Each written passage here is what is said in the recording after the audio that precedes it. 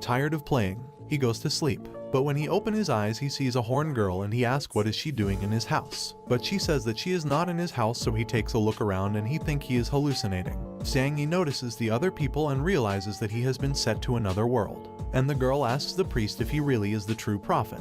And he says that the prophet must be carrying a magical ring just like hers. Zhang shows his ring and realizes that she also has another one just like his. She can't believe that someone without magic powers could be the prophet, and she also gets mad because he belongs to the human being tribe. Zhang says that he doesn't understand anything, and he says that he bought that ring in a street store. So she tells the priest that he can't be the prophet since he is so weak. But he says that there was no mistake summoning him, and Zhang will be the prophet that will save demon tribe of being extinguished. Zhang, not knowing what's going on, asked them to tell him what going on. So the girl introduces herself as Isabella Osa, the demon queen, and she says that day they were going to sing a peace treaty with human beings, but she didn't expect that her commander Lillian would betray her with the help of other humans. And while being disarmed, she took a big part of her magic powers, but she could stay alive thanks to the sacrifice of her 4 stronger subordinates. Hearing all that and seeing that he is in another world, Zhang was planning to become the protagonist of the story. He asks why doesn't she hide on the mountains, but the other girls say that they are escaping from humans, so she summoned the prophet so he could help her, but they were disappointed since he was useless. In that moment, Isabella starts to feel bad and she transforms into a girl looking like a human being, and the priest says that this is because her aura has depleted completely, and they blame Zhang because she used all her energy she had left to summon him. In that moment, some gentlemen say that the humans are already inside the realm and they escort Isabella so she can manage to escape, and the priest would stay to buy them some time so they can manage to escape. Isabella tell him to escape with them, but the priest is already preparing them to teleport. Isabella, crying, tries to take him, but he already took them to another place. In that moment, the door is destroyed and Tal's Angus appears asking where the demon queen is. But she was already gone and planning to take revenge, so they decide to flee for the moment. But they were attacked on the back by the humans, and the girls are planning to sacrifice themselves so she can escape. Zhang promises that he would protect Isabella, so he grabbed her by hand so they could escape. But she wanted to stay and fight and die with them. Zhang says that she does that, their sacrifice would be in vain. So Isabella, crying, sees from afar how everyone dies so she could escape. On their way, they come across with some human knights, and Isabella gets off Zhang hand and she attacks the knights for killing her subordinates. Zhang stops her and apologizes, and a knight says that he heard that demons used to wash human beings' brains. They were planning to kill them because they thought they were working for the demons. But Zhang on his knees says that they are not working for them and they were not brainwashed. Isabella wanted to kill him for making her kneel before a human being, but he says that by doing that they could survive, so then they could take revenge. But the knight wanted to kill them anyways so he could get a reward. But there is that guy who stops him and orders him to go with his squadron. A knight, noticing that he was the white squadron leader, didn't want to listen, but being a leader he had authorization to kill. Then the others, noticing that, they decide to escape. He introduces himself as Sophus, the White Dragon Knight squadron leader, and he asks them when the demons captured them. Before that, Zhang thanks him for saving them, but Sophus orders him to answer first, otherwise he would kill them. He says that he was captured when he was 5 or 6 years old, and he introduces Isabella as his wife and says that she was also captured by the demons, and Sophus ends up believing him, and he offers his cape so he could cover himself since he was naked, and he would take them to the human being tribe city, but Isabella didn't want to go. Zhang convinces her to go, and the next day they arrive to the city, where Zhang gets surprised by seeing how the humans respect the knights. Isabella changes her name to Yibei so she can't be recognized, and on their way, they get across with this guy from the royal family, called Talsbury. When Sophus sees him, he orders his knights to go to the royal palace. Zhang asks who he is, and a knight says that he has a higher rank than Sophus by being a regent's son. He says that the current king is very young and the regent supports him making decisions, so he is above every man. Sophus greets him politely, but when Barry notices that he is not the Red Dragon's Knights leader, he despises him. But Sophus asks him why the Red Dragon's Knights were ahead of them, that they were supposed to sing the peace treaty with the demons, and he says that the new king's orders were to kill the demon queen. Then Sophus' father, who was the imperial leader, arrives. He is called Guro Dita, and he says that he heard his son was in town and he decided to show up and say hello. Zhang is amazed by the fact that Sophus' father was someone important in the kingdom. A knight tells that Guro is close to the king, and also he and the regent has very different political points of view. In that moment, trumpets can be heard since the Red Dragon's Knight squadron arrival. They were carrying the priest's head impaled in a sword. Watching that, Isabella wanted to kill them all, But Zhang Yi calms her down and while watching Angus, promises that H will kill him. Angus thought that Guro came to welcome him, but he says that he was going to see the king and both decide to go together. His son Barry gets close to him but he threatens him and says that if he keeps on playing he will kill him, and they went without him. Then both decide to get out from the human realm and they take them to their new home. Zhang Yi is surprised by the fact that it was so big. In that moment some servants appear. One of them introduces herself as Alina and she was going to feed them. But Isabella asks why Sophices is being so nice with them even when he barely knows them. On the other hand, these two presents themselves before the king, who is just a boy, and he congratulates Angus for having completed the mission he assigned to him. But Guro says that what Angus did was a crime, because the mission was to sign a peace treaty with the demons, not killing the queen demon. He also says that if the missing demon queen returns to the demon tribe, she will bring war against humans and they will lose a lot of people. Angus says that before they could sign the peace treaty, Lillian told him that she had her people's support to rebel and that if they helped her become the new queen, she would make a strong relationship between the two tribes. Then he delivers a letter to the king about what they had agreed with the queen. After reading it, he congratulates him for doing well his job, but Guro says that there's a mistake, because he does not believe the demons agreed so easily to accept their new queen. The king says to leave everything in Angus' hands, and being the king, he obeys, making Angus happy and Guro sad. Then we see Zhang Yi taking a bath and asking himself how to get back to his world because he doesn't want to be in this world since he saw so many people die before his eyes. Then Sophices arrives to take a bath with him, and Zhang Yi thought that all that good treatment they were receiving they were going to take it back slowly. But he came to tell him that they were going to send people to look for his family, and Zhang Yi lies saying that since when the demons brainwashed him, he can't manage to remember anything from his past. Sophices tell him that he had a brother called Sophisac and the demons captured him, and he asks Zhang Yi if he knows him. But Zhang Yi says no because there were a lot of human slaves in the demon's tribe. Sophices gets sad but Zhang Yi cheers him up by keep talking, and Sophices says that Lillian became the new demon queen, and then they keep talking about how his father and the regent aren't getting along.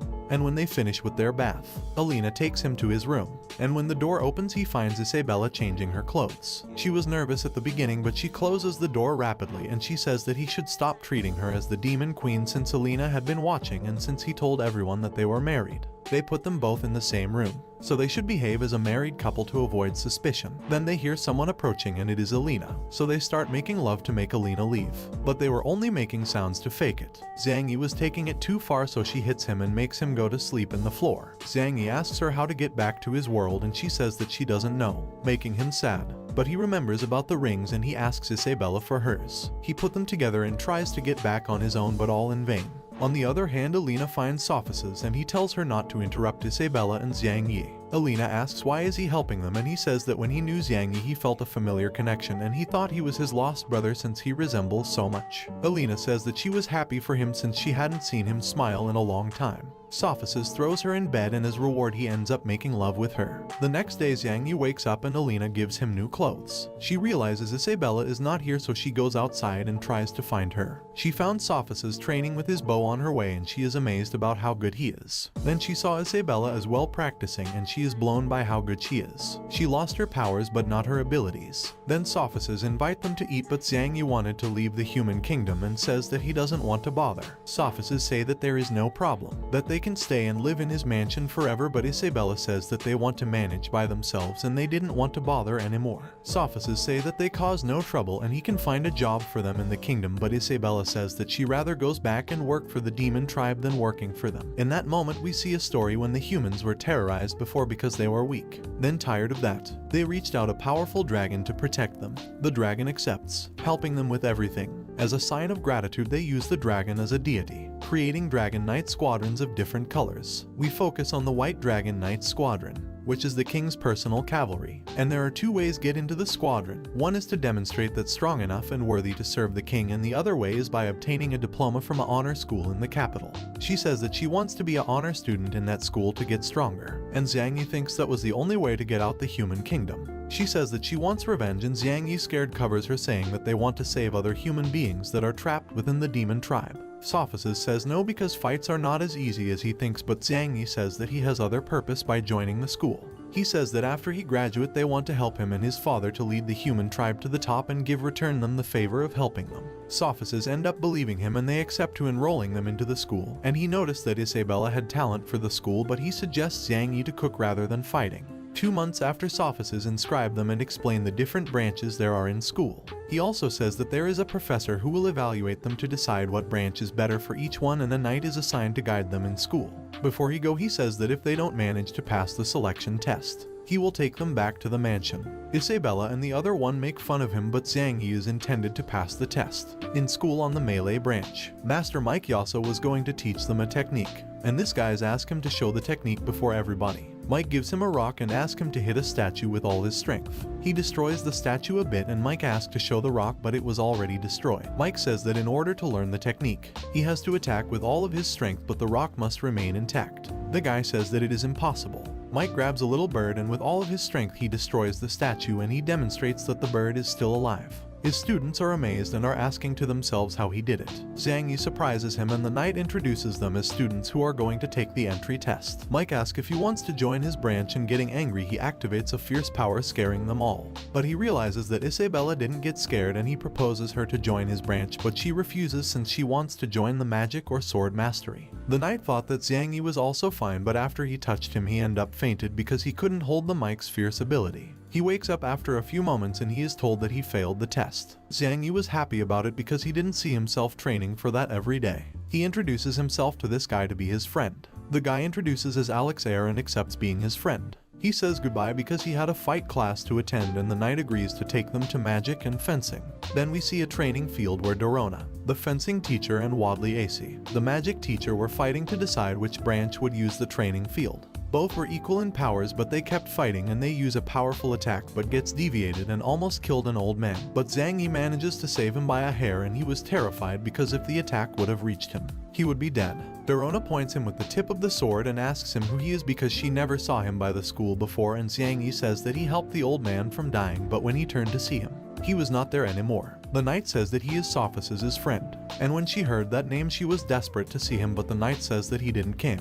And angrily she asks why they were there in her branch. He explains that they are new students and they came to take the entry test, but before that they are going to measure their strength. AC gives them a sphere to measure his strength, and Zhang Yi, not knowing what to do with the sphere, he asks the knight and he starts explaining. He says that the sphere reveals how much limit power there is inside each person, and that limit power is how strong can a person be with training. If their power limit is low in both magic and fencing, they will be rejected. Isabella grabs the sphere, and when Dorona notices that there is not any shine representing her power, she was going to reject her, but in that moment the sphere starts to shine with a strong light. Everybody is surprised by the fact that she had so much power, and AC asks if she had learned magic before, and Isabella says yes, but for any reason she lost her magic. AC accepts her into the magic branch, but Isabella goes to the sword and she says that she is hesitant between magic and fencing. Dorona underestimates her, saying that she wouldn't make it to her branch, but Isabella tells that she studied fencing abroad and she wanted to take the test. She accepts and sends Barry to fight against her as a test. And before they start fighting, she explained the rules, and one of them is that they can't use all of their limit powers, and after the whole explanation Barry starts attacking them. But Isabella avoids his attacks easily and Barry continues attacking her, but no attacks manage to reach her. Isabella gets close with one attack and uses an incredible ability to make him get back and making him angry, so he uses his limit powers and attacks. But this guy called Legend stops the attack, saving her, and Zhang Yi thanks him for saving his wife, surprising everyone there by letting them know that they are married. Dorona gets mad with Barry for using his limit powers, and on the other hand she presents her most powerful apprentice, and he was eager to see him as Isabella fight partner in the future. Dorona asks if her abilities were learned from Makia, and her answer was yes, surprising everybody because Makia was known as the sword god. Dorona sees that she is very strong and accepts her as his student, but AC says that she is her student, starting a fight to decide which one of them she stay with. But Zhang Yi interrupts and asks for the sphere so he can measure his powers. He thought that he would have a big power to become the protagonist of that world. But minutes passed and the sphere wouldn't start to shine, not even a bit. And AC takes the sphere from him, saying that she already knew the results since the beginning, calling him a useless piece of wood. The other students also starts to mocking him, and the knight explains that the term useless piece of wood is a person that has no power limit, making him sad. Isabella yells to the other students to shut up, if not they would have to face her. Zhang Yi hears that, recovers and says that even if he has no powers, Isabella would always protect him. And before he goes to try another branch he cheers her up and wished her luck in whatever branch she chooses. On his way, Zhang Yi asks the knight if he could join a branch without having any limit power. He says yes, but for now, he can't choose a fighting one. After a bit of walking they reach the forging class where he see that they were drawing a sword, but their drawings were terribly bad. Zhang Yi thought that in forge classes you would have to be hammering all day to create objects, but Master Ashstone Martin says that he doesn't know anything about forging. The knight explains that he was captured by demons and he doesn't know anything about forging, and Martin shows him how the forging is in the human tribe. Meriton grabs an enormous brush and draws a sword in the floor, and with one word he makes the drawn sword merging out of nowhere. Martin says that this is how humans create things, and if he wanted to forge he had to have a gold alignment crystal. Zhang Yi, not knowing what that is, he asks how to use it. Martin explained that with those crystals he can create things just as he saw with a magic brush, and Zhang Yi gets sad because he thought that he needed limit power to use it. He says that limit power is not necessary in the forge. Hearing about that, Zhang Yi kneels and asks him to teach him how to forge. Martin asks for a drawing as tests and he draws Dorona's portrait, surprising everyone with his drawing skills. Martin accepts him as his student, and before joining a partner he says that he has to know the rules of forging classes. He says that he must be very careful with what he creates and be responsible if something bad happens, and he cannot create living objects. Zhang Yi accepts and thanks Martin for accepting him into his branch, and Martin gives him a brush so he can begin with his classes. Later on, Guro arrives very angry to the king's palace, where he asks for an explanation on why the regent wants to execute the agriculture minister and the leader of the Grey Dragon's Knights. Angus says that the agriculture minister gathered with the East Beast's tribe and the Grey Dragon's Knights leader ordered to bring food to them. Guro says that they did it because that tribe was struggling with drought and food, so they sent food to be able to get along with them. He asks to reconsider that decision of killing them, but Angus shows him that some beasts were already captured and one of them will be the sword god, Makia. He also shows the heads of the agriculture minister and the Grey Dragon's Knight leader. The king is confused and asks Angus why he did it. Angus says that as the king is a good person, he did the dirty job for him, and he also said that knights from the Black Dragons and Red Dragons are on their way to the East tribe to extinguish them. When Guro hears about that he asks the king to stop that before it caused more tension with other tribes. But the king is afraid, not knowing what to do. So this guy let the chains off on purpose, and Makia, noticing that his powers were coming back, shouts that he will not let his people and his tribe to be extinguished and attacks the king to end everything. But Sophices stops his attack and he stabs Makia, ending with his life. And this guys get near the king to see how he was, and he gives the final blow to Makia. The king gets petrified, scared by that beast, and Guro realizes that everything was planned by Angus, who accepts it with an evil laugh. After that, Zhang Yi is walking towards some portals, and not knowing where they would take him, he asks a knight, and he tells him that those portals takes you from the academy to the residence. He also explains that if he wanted to keep studying in the academy he would have to live in the campus. Zhang Yi asks why he doesn't return to where the knights are, but he gives him a key and says that if he doesn't want to live in the campus, they would teleport him back to the mansion. But if he wants to live there, the knight would live with him. Zhang Yi is a thankful act. He will try to find Sophices' brother when he get back to the demon tribe. On the other hand, we can see Sophices with Guro going to the king to try and make him reconsider some things when making important decisions. When they arrived, a knight told them they already knew they were coming, but the king orders were that only him and Guro could be in the room. Guro tell him to wait outside, getting in alone, and Sophices had a bad feeling about letting him in alone.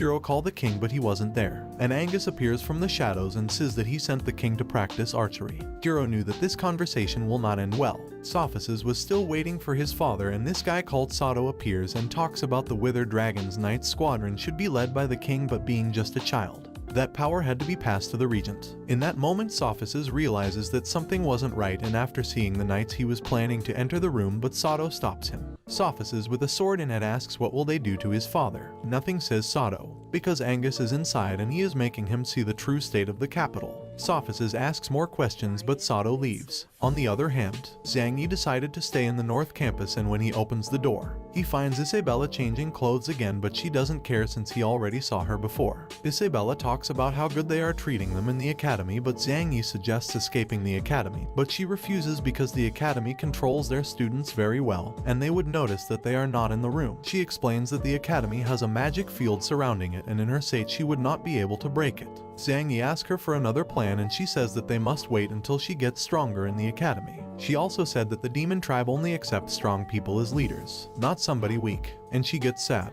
when Zhang Yi sees that. He promises her that he would take her back to the demon tribe so she can be the queen again, saying that he chose the forging branch because it is destined to be powerful. Then he asks her what branch did she chose. Isabella says that she chosen both so she could recover her strength quickly, and both teachers accepted. Zhang Yi takes advantage of the conversation to get into the bed, and they kept talking about how they could become stronger quicker. Then when she saw him on the bed, she asked him to leave, but Zhang Yi says that he is just pretending to be a married couple, making her blush. They keep talking, but Isabella throws him out, threatening him with a sword, and he goes to the floor where he starts thinking about things he can create with his magic brush. The next day, Isabella wakes up, and when seeing a silhouette in front of her, she grabs her sword asking who is there. But when she sees it well, she realizes that it is a statue made by Zhang Yi, and after getting out of bed she sees other objects, asking to herself what could it be. Then she hears some noise in the living room, and she realizes that there are other creations made by Zhang Yi, and she was planning to ask him everything about those creations in the night. In Forge class they were waiting for Zhang Yi, but as he didn't arrive they were about to begin with the class. But in that moment Zhang Yi arrives with a bicycle, and everyone is amazed by Zhang Yi's creation,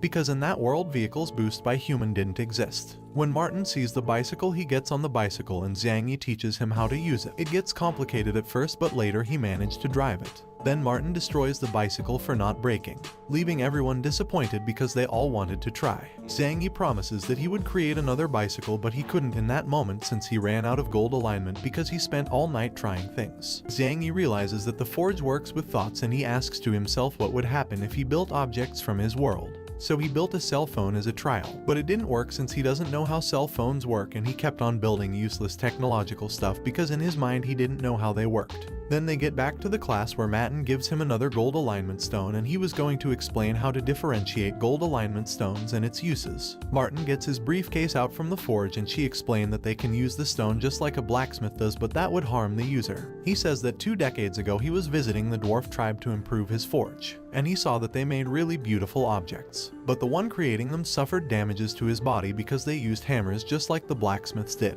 After Martin's big research, he realized that they could use the stone in a very little form by embedding it into the brush and drawing objects to be created out of nothing. Zhang Yi doesn't understand completely, so he asks Martin where the gold alignment stones come from. Martin says that they form inside a mine in the capital's border, but the problem is that a powerful golden dragon lives there. The king used to send the Purple Knight Squadron to collect them, and they would refine the stones and sell them to finance the military. Martin says that each stone cost 10 golden coins, and everybody is shocked by that because they were too expensive. Zhang Yi doesn't know what 10 gold coins worth, and one of his school partners explains that 500 people can be fed with 10 gold coins for a month, scaring him because he used them deliberately. Then Martin says that that's the lesser range stone, and he shows them a range of stones going from the lesser ones up to the better ones, which can reach a price of 50 gold coins. Then he explains that stones differ by color, like the red one which uses fire as base, but they worth up to 500 gold coins. Then he gets his magic brush out and he explains the limits of his lunar stone and how rare it is. He is the only one who has one in the capital. Then he tells a story about when he was young studying the forge with the dwarves, but they weren't as sociable, but later on they acknowledged him by realizing how determined he was. The dwarves had 4 lunar stones, and they gave him one of them as a reward for obtaining many achievements. With that stone, Martin built the walls protecting the capital and explains that the power of a lunar stone is infinite but has a price, and that is that extracts the user's consciousness. One of the students says that this side effect must have not affected the master because his looks pretty healthy, but another student points towards a photograph where you can see a handsome guy, and that was the master 10 years ago. And the students are in shock by that because now he is bald and ugly. On the other hand, Sophices is with his father, but he arrived home very upset, saying that everything was over, worrying Sophices for what they could have done to his father. On the other hand, Isabella was training fencing, and by the end Dorona congratulates her for training more than the others. But she felt bad because she got tired easily because that didn't happen when she had all of her power. Then she goes home and she finds all these stone sculptures of both of her masters, and she realizes that they were made by Zhang Yi. Isabella takes a blueprint, and Zhang Yi says that those were dwarves tribe's blueprints where they were creating steam machines, surpassing the intelligence of the demon's tribe. Isabella kicks him and warns him about creating too many things, otherwise their identity would be exposed. She also scolded him for creating a sculpture of her and her masters, and thinking about what disrespectful things he could do with them, she hits him even more. The next day he was happy because the steam machine worked and he could create a powerful mecha. Then he see that his fellow students were gathered in a place, and one of them says that Master Martin went into the gold alignment mines, and that was because when they went to buy stones last night, the prices were too high. Martin tried to convince them to sell them at a normal price, but they didn't want to because they needed a lot of money for military services. So an angry Martin went on his own to look out for stones, but his students were worried about him because he was just a forging teacher, and he alone could not take down a dragon. Xiang Yi was going for help from the other teachers, but one of his friends stops him because they were in an audience with the king. Xiang Yi was very angry for doing nothing about it, and then he sees Alex and he offers him money and tell him to go and buy 1 gold alignment for his magic brush. Xiang Yi builds a car with that to go and save his master. On the other hand, Martin is arriving to the mine, but one of the knights didn't want to let him through because only purple dragon knights were allowed to enter the mine. Even with all that, Martin gets in and starts looking out for gold alignment. Then we see Xiang Yi and the others arriving the mine and planning how to get in to look for their master. But then an explosion occurs and they see dust coming from inside and Martin getting out from it with the gold alignment. He also defeated some monster with the weapon he invented with the dwarves' help. The guy was happy with his gold alignment, but they could use them already because they needed to be refined. But the problem was that the refinery team worked with the Purple Dragon Knights, and in that moment some knight surrounds them and the refinery master calls him out for getting into the Purple Dragon Knights' territory. Martin also calls him out because those monsters weren't that strong to justify the price increase of gold alignment. The guy says that it was not his business and give the order to kill them so they could take the gold alignment. But Isabella together with Martin and Alex were defeating almost every one of them, but the refinery master steps in attacking Alex, but Martin protects him and his weapon get destroyed. That guy uses a special slime creating many clones and he planned to attack them, but Xiang Yi had finished his creation.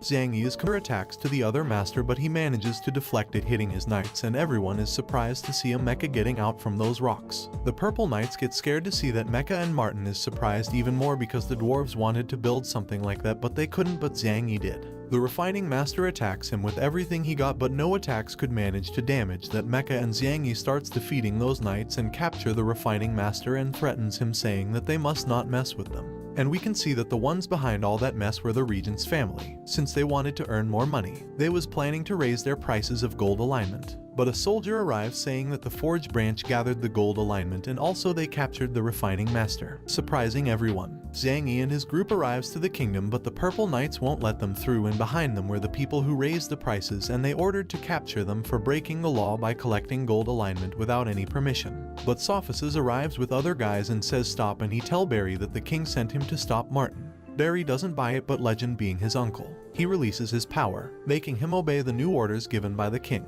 But this also affected Zineg Yi, which ends up being amazed by that enormous power, being just his nephew. Legend warns him not to be so careless just because his father is the regent, because for Barry he was only a piece of trash. Dorona also scolds him for not going to class, and Martin asks officers to arrest him, but he denies because the king never gave that order since he cares so much about him. Xiang Yi thanks officers for helping them again, and he told him not to do that again because he doesn't want to see him die. On the other hand, AC tells Isabella that she picked her to represent the magic branch in a festival, but she fights again with Dorona because he also wanted her to represent the fencing branch. Sophices asks Xiang Yi to go with him to the palace, and once there they talk to the king about the gold alignment price increase. In that moment Angus arrives, informing the king that he discovered that the Purple Knight's leader is increasing the price of gold alignment. He also said that he already punished him and suggests the king that the Forge branch should be in charge of collecting gold alignment stones. Everybody is surprised by that, and the king asks about the military budget, but at the moment he suggests that the White Dragon Knights should handle it.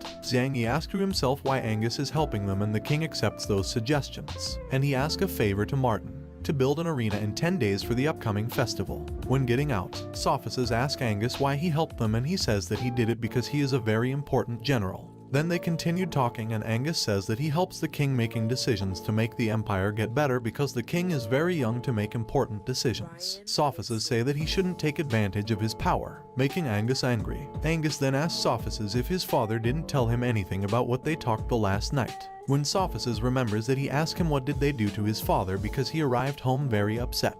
and they were about to start a fight, but some soldiers arrive and tell him that his father hanged himself in the library, and Sophices got scared, and the other were surprised. That night Xiang Yi were depressed about what happened to Sophices. He didn't want to feel bad, so he asks Isabella what branch she decided to represent in the festival. She said that she will represent fencing and science branches. He starts bothering her, saying that she should join legend in the magic branch, making her angry again. The next day Guro's body is getting buried. Isabella and Xiang Yi wanted to help Sophices taking revenge against Angus, but Dorona says that it was pretty difficult because Angus is the most powerful human, and when he was young he was the only one who could hurt the ancient demon king. Sophices says that he wasn't his biological father, and then he starts to talk about his past when they were very poor, but he was very happy living with his parents. But one night the village was attacked and his real father was killed protecting the village. But yet his death was in vain. Sophices found his parents' bodies but not his brothers, and some days later he found out that he was sold to the demon's tribe.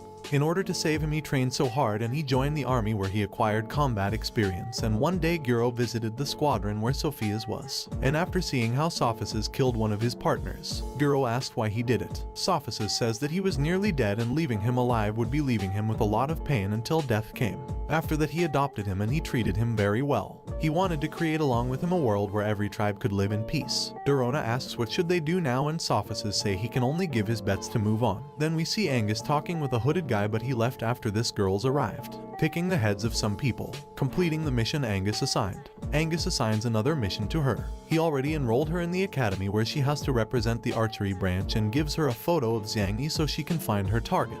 The next day the forging branch goes to the old royal arena to rebuild it with the help of Mike and AC. Both of them destroys the arena completely and gathered all the debris so it is easier to rebuild. Martin thanks them. Xiang Yi watches Alex and asks to himself if he has a lot of money since he works carrying forging material. Martin says that he works to sustain his family economically while he studies. And Alex proposed himself to win the festival to obtain money and send it to his family. Xiang Yi asks how much the champion gets, and the Four Eyes says that the winner takes 1,000 gold coins and also a trophy made out of solid gold. He also says they can get the rank of military commander after graduate from the academy, and he gets happy because with that rank he could get out the empire and go back to the demon tribe. While they are rebuilding the arena, Xiang Yi's superiors arrive to help them because they owe so much to Master Martin. Then Martin introduces them as their new teachers who will replace him during 10 days so they could be ready for the festival. Since forging branch always finished last every year, they would have a special training so that would not happen again. On the other hand, Legend was practicing his magic, which was very powerful, and after seeing that she was pretty confident that she would get first place thanks to him. On the other hand, Isabella was also training, but she has an illusion where she sees her subordinates' bodies who sacrificed for her, and there the demon queen presents herself, making her remember that everything was her fault by wanting to sing a peace treaty with the humans. She also argues about why she trusted in Lillian. Isabella gets angry and Dorona notices the enormous power she was about to unleash, so she knocks her out. Dorona is surprised to see all that evil power limit. She was even scared. On the other hand, Sophices was walking through the capital. He sees an invention he never saw before in the capital, and he is also surprised to see all those citizens using objects he never saw before, and when looking at other store he realizes that all those inventions were Xiangyi's. Then he goes to the royal arena to see Xiang Yi, but he is told that he went into the South Forest with Alex. Before he went there, he told them to give Sophices all the money he got inside the gold alignment mine for the military budget, but he didn't want to accept it because that was money recovered by the people entering the mine. But they told him that it wasn't the case because with Xiang Yi's machine they collected gold alignment faster, and that's why prices went down because it's easier. And that's why also home prices went down. Sophices gets happy by the fact that Xiang Yi is making the empire a place where others can live happily without feeling the pressure of money. On the other hand, Xiang Yi and Alex arrives to the South Forest where they found useless wood. And they call it like that because that metal is extremely hard and they can't use it for anything. Xiang Yi wanted to corroborate how hard it was to see if he can create a chainsaw to cut it, but it breaks without making even a scratch. Alex asks why does he want that useless thing, but Xiang Yi says that it isn't useless just because they can't use it, but if they manage to use it, useless wood might become the empire's most valuable resource. The next day everyone is preparing for the festival, and with it the king's arrival, Sophices announces the beginning of the festival and give the order to every branch representatives to step into the royal arena. Each one of the branches steps in, and the festival winners candidates were fencing branch and the magic branch. Xiang Yi is surprised to see only one person in the cooking branch, and they are underestimated when they stepped in because everyone thought that they were there only to make them lose time. Participant called Ninair was angry, but his master asked him to calm to avoid any trouble. After so many branches, the forging branch steps into the arena, but the other are depressed because they always finish last in the festival, and Xiang Yi tries to cheer them up, but Martin was depressed too. After every branch is inside the arena, Sophists explained the competition rules. The festival would last for 5 days and they would be separated by category. The first one crossing the empire in 1 day, going through the locations placed around the empire, and when they get through portals they will get a coin that has a value of 10 points. There will also be 10 coins hidden through the kingdom, and the first 16 contestants with the higher points will manage to advance to a new category. He also says that there also are dangerous obstacles in every location, and once he ended the explanation, a door appears with a very dangerous location. Everyone starts to get in, and the forging branch was scared, but yet they got in, and that's where Refinery Master Yalu arrives and tell Martin to get their students' tombs ready because they won't get back alive. Xiang Yi goes through the door and he realizes that there is a lake called the Lake of Sound. This girl explains to him that it is called like that because if a person yells in the edge of the lake, it creates an echo that lasts longer than the average. Leino, also known as Tall's Renz, gets close to Isabella asking her if she wants to get through the lake with him, but she goes towards Xiang Yi saying that she would find a way to get across with her husband. Xiang Yi says that he has an idea to get through the lake together, making Renz angry because he says that he doesn't respect married women. All the students start to cross the lake, and while all of them were getting far away, the Forge class awaits for Xiang Yi to build something so they could get through the lake. Xiang Yi builds this yacht named Mar, and this girl says that why doesn't he teleport objects he already created, and Xiang Yi says that when forging, he does not need to draw very well what he wants to build since the forge depends on the forger's thought. So if he has a boat sketch, then he could create any type of boat with the same drawing. The girl starts to flirt with Xiang Yi, and his partner called Moto says that he shouldn't tell his secrets to his rivals. Xiang Yi says that he shouldn't worry, and in that moment he could see that Isabella was angry, and when she notices that he saw her, she turned her head so he couldn't see her like that. The other girl introduces herself as Aixa and asks him a favor, to take her and his partner, because his giant cat didn't want to get into the lake because it's fearful of water. Moto was against taking them because they were rivals, but Aixa says that if they help them, she would return the favor to everyone in the Forge class. They all agree and they got ready to cross the lake. On the other hand, the spectators were watching the students, and then we see Martin, who was worried about what Yalu said. Going back to the festival, Xiang Yi manages to get across with some students with his yacht, surprising everyone because that boat was fast. The king was also surprised to see what Xiang Yi built, praising him because he thinks that he will be a great forger in the future. Sophists is happy to hear those words and to see that they were talking about Xiang Yi. Renz, on the other hand, was in first position, but suddenly some tentacle attacks, and I make a note here because this guy's real name is Illy, not Alex as we thought, so he rushes to save his partner who was captured by those tentacles. Once Illy gets to the surface, asks what that thing was, and in that moment the beast goes up. It was the protector of that lake, called the Void King. The monster starts to attack them, and everyone there start to attack it back. But none of the attacks worked against that monster. Renz angrily uses his magic and surrounds the beast with water, taking it into the sky so it couldn't interfere with him on his way, surprising everyone, showing how strong he can be. When the king saw that, he asked Sophists if Renz could become as strong as the regent in the future. Sophists is very honest and says that Renz is very strong, but he can't compare him with the regent because he is comparing a training field with a battlefield. On the other hand, the Lee partners are apologizing for delaying him, but Illy didn't want to continue without them, and in that moment Xiang Yi appears, helping them, getting them into his yacht. They continue their way, and the Void King fells near to them with the color turned into red for how angry he was. Aixa explains that if the Void King gets red, it might become a Class S monster, so that's why she tries to stop it. Xiang Yi stops her, and together with the Forge class, they activate some devices, giving the yacht a powerful minigun. Xiang Yi starts to attack the Void King with the minigun, surprising everyone for how powerful that weapon was. While they were attacking, the Void King asks to stop since they are hurting him, and Xiang Yi is surprised to know that it can speak human language. So the Void King transforms into a little boy,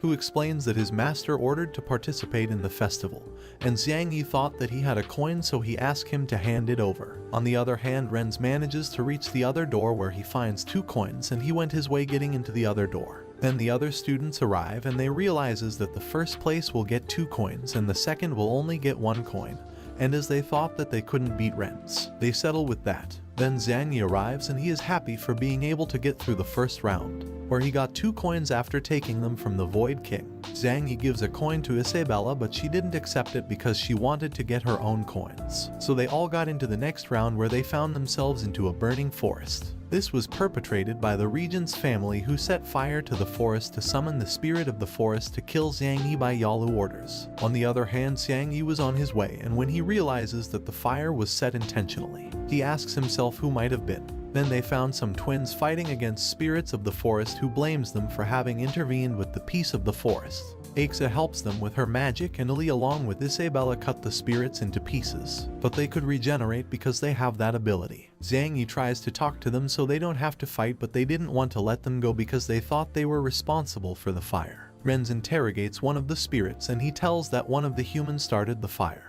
Renz was angry to know that there were people ahead of him that set the place on fire. On the other hand, the other managed to contain the spirits, and Isabella senses that there are people hiding, so she asks them to get out of their hideout. They say that they just arrived to the forest, and because of Renz they could not find anybody of their team.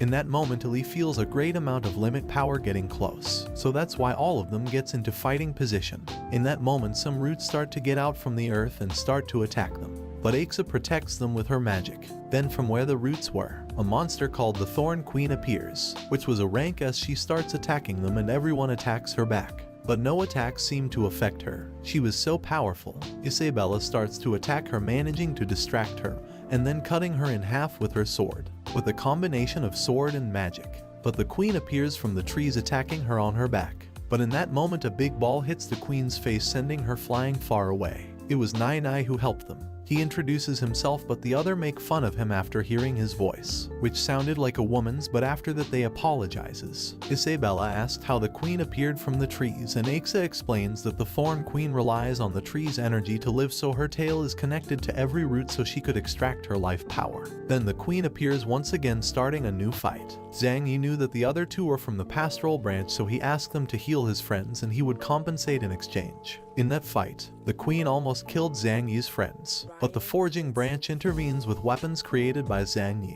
Zhang Yi had bought some time, and he created another weapon even more powerful, and he starts fighting against the Thorn Queen. Then Isabella asks him to stop. She starts to release almost all of her limit power, surprising everyone because that limit power were the same as Ren's. Isabella starts to get close to the queen, saying that she finally remembered her. And once the Thorn Queen notices her limit power, she remembers the past when she was little and lived with Isabella in the demon tribe.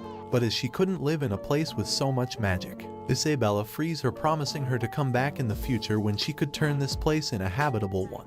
When the Thorn Queen remembers her, she starts to cry out of happiness, and she almost called her Demon Queen, but Isabella tells her not to reveal her identity. In that moment, the giant cat that could also talk, and says that that dark limit power comes from the demon tribe, scaring everyone when hearing that. Zhang Yi couldn't explain what was happening there, so Moto explains that they were demon slaves, so she might have learned that there. Zhang Yi start acting like he doesn't want to talk about the past with the demon tribe, but inside he was happy and thankful with Moto for intervening. Then Isabella arrives. She was talking with the queen and tell them that some people set fire to the place, but it wasn't Ren's, so it should have been other people who were ahead of Ren's. So with that they settle the misunderstanding, but since they didn't want to leave the forest like that, the twins put the fire out with their magic. The Thorn Queen apologizes for blaming them for everything, so she gives them 5 coins that she found around the forest as reward for saving the forest. Isabella gives them 2 coins, and the twins also handed over hers because they had no more limit power to continue. So these two, without doing almost anything,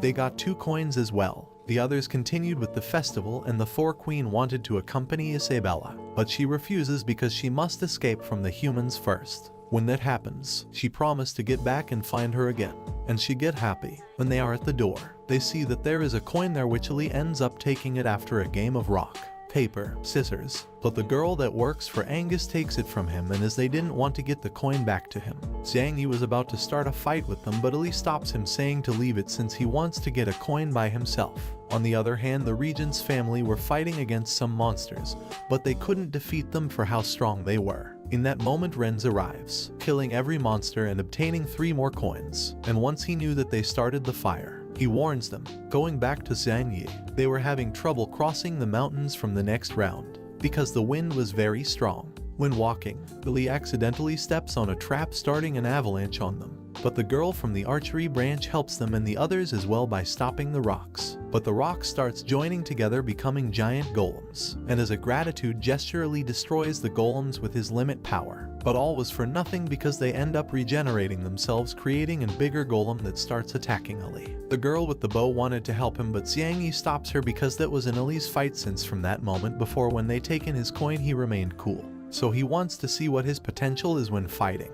And in that moment they feel an enormous limit power coming from Ali, and he destroys the golem in a very epic way. Everybody is surprised by Ali's limit power, even Renz, who was pretty ahead of them. And with that Ali got various coins, but after using that attack his arm was damaged. Everyone who managed to see his power were surprised for how strong he was, even the ones that took the coins from him. After that they kept going, but some of them couldn't continue because they were too tired. So Nai uses one of his abilities to help them continue. After some time they reach the door where their Ali's friends decide to surrender and leave everything to him to win the festival. Ali says goodbye to his friends, but Xiang Yi was worried about Ali when he saw his arms. But Ali tells him to not to worry, that he could keep going. This girl didn't want to see him like that, so she grabs his hands and with her powers she heals them, making everyone else jealous, seeing how she was healing his wounds. On the other hand, Renz was a bit tired because of the big sun, as well as the regent's family. Suddenly they see some cars getting close, in which Xiang Yi with his group were in.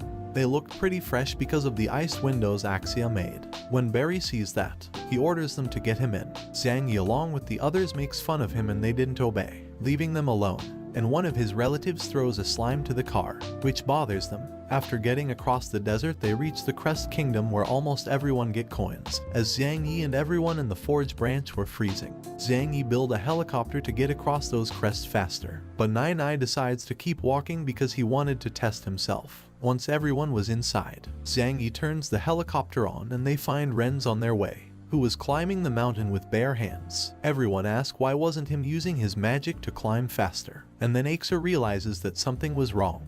In that moment the royal arena starts to fail. The projections are bothering the spectators, since they wanted to keep watching the festival, and one of them explains that the students are in the absolute belt. He explains that being inside that site voids the ability to use limit power, and now they would have to get through that round using only their core abilities, since they could see the projections. They were bored for hours waiting to see who ends up finishing in first place in that category. Then they see someone getting out from the door. It was Nai, the one who continued by himself, surprising everyone, realizing that the cooking branch finished that round faster. In that moment his coins gets out from him and they join for a total of 30 points. In second place was Ali, and counting his coins he got a total of 40 points, and the people was surprised. And seeing what he did before, everybody starts to support him to win the festival. The third place is for Renz, who broke the festival record by getting 100 points, and so everybody else were arriving one by one. Moto was sad and he arrived alone. Xiang Yi was getting Martin worried,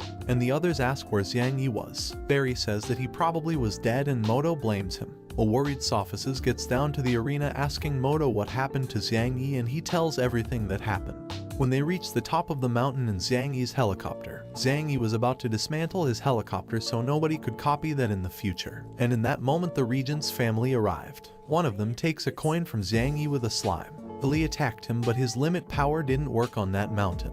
The regent's family start mocking them, but as Xiang Yi doesn't need limit power, he creates a rocket launcher, making the regent's family to get down. And after that a fight starts, but Xiang Yi tell the others to go on because the Forge branch has the advantage there since they didn't need limit power. Ali decides to leave everything into the Forge branch's hands because he also needs to help the others get across with his natural strength.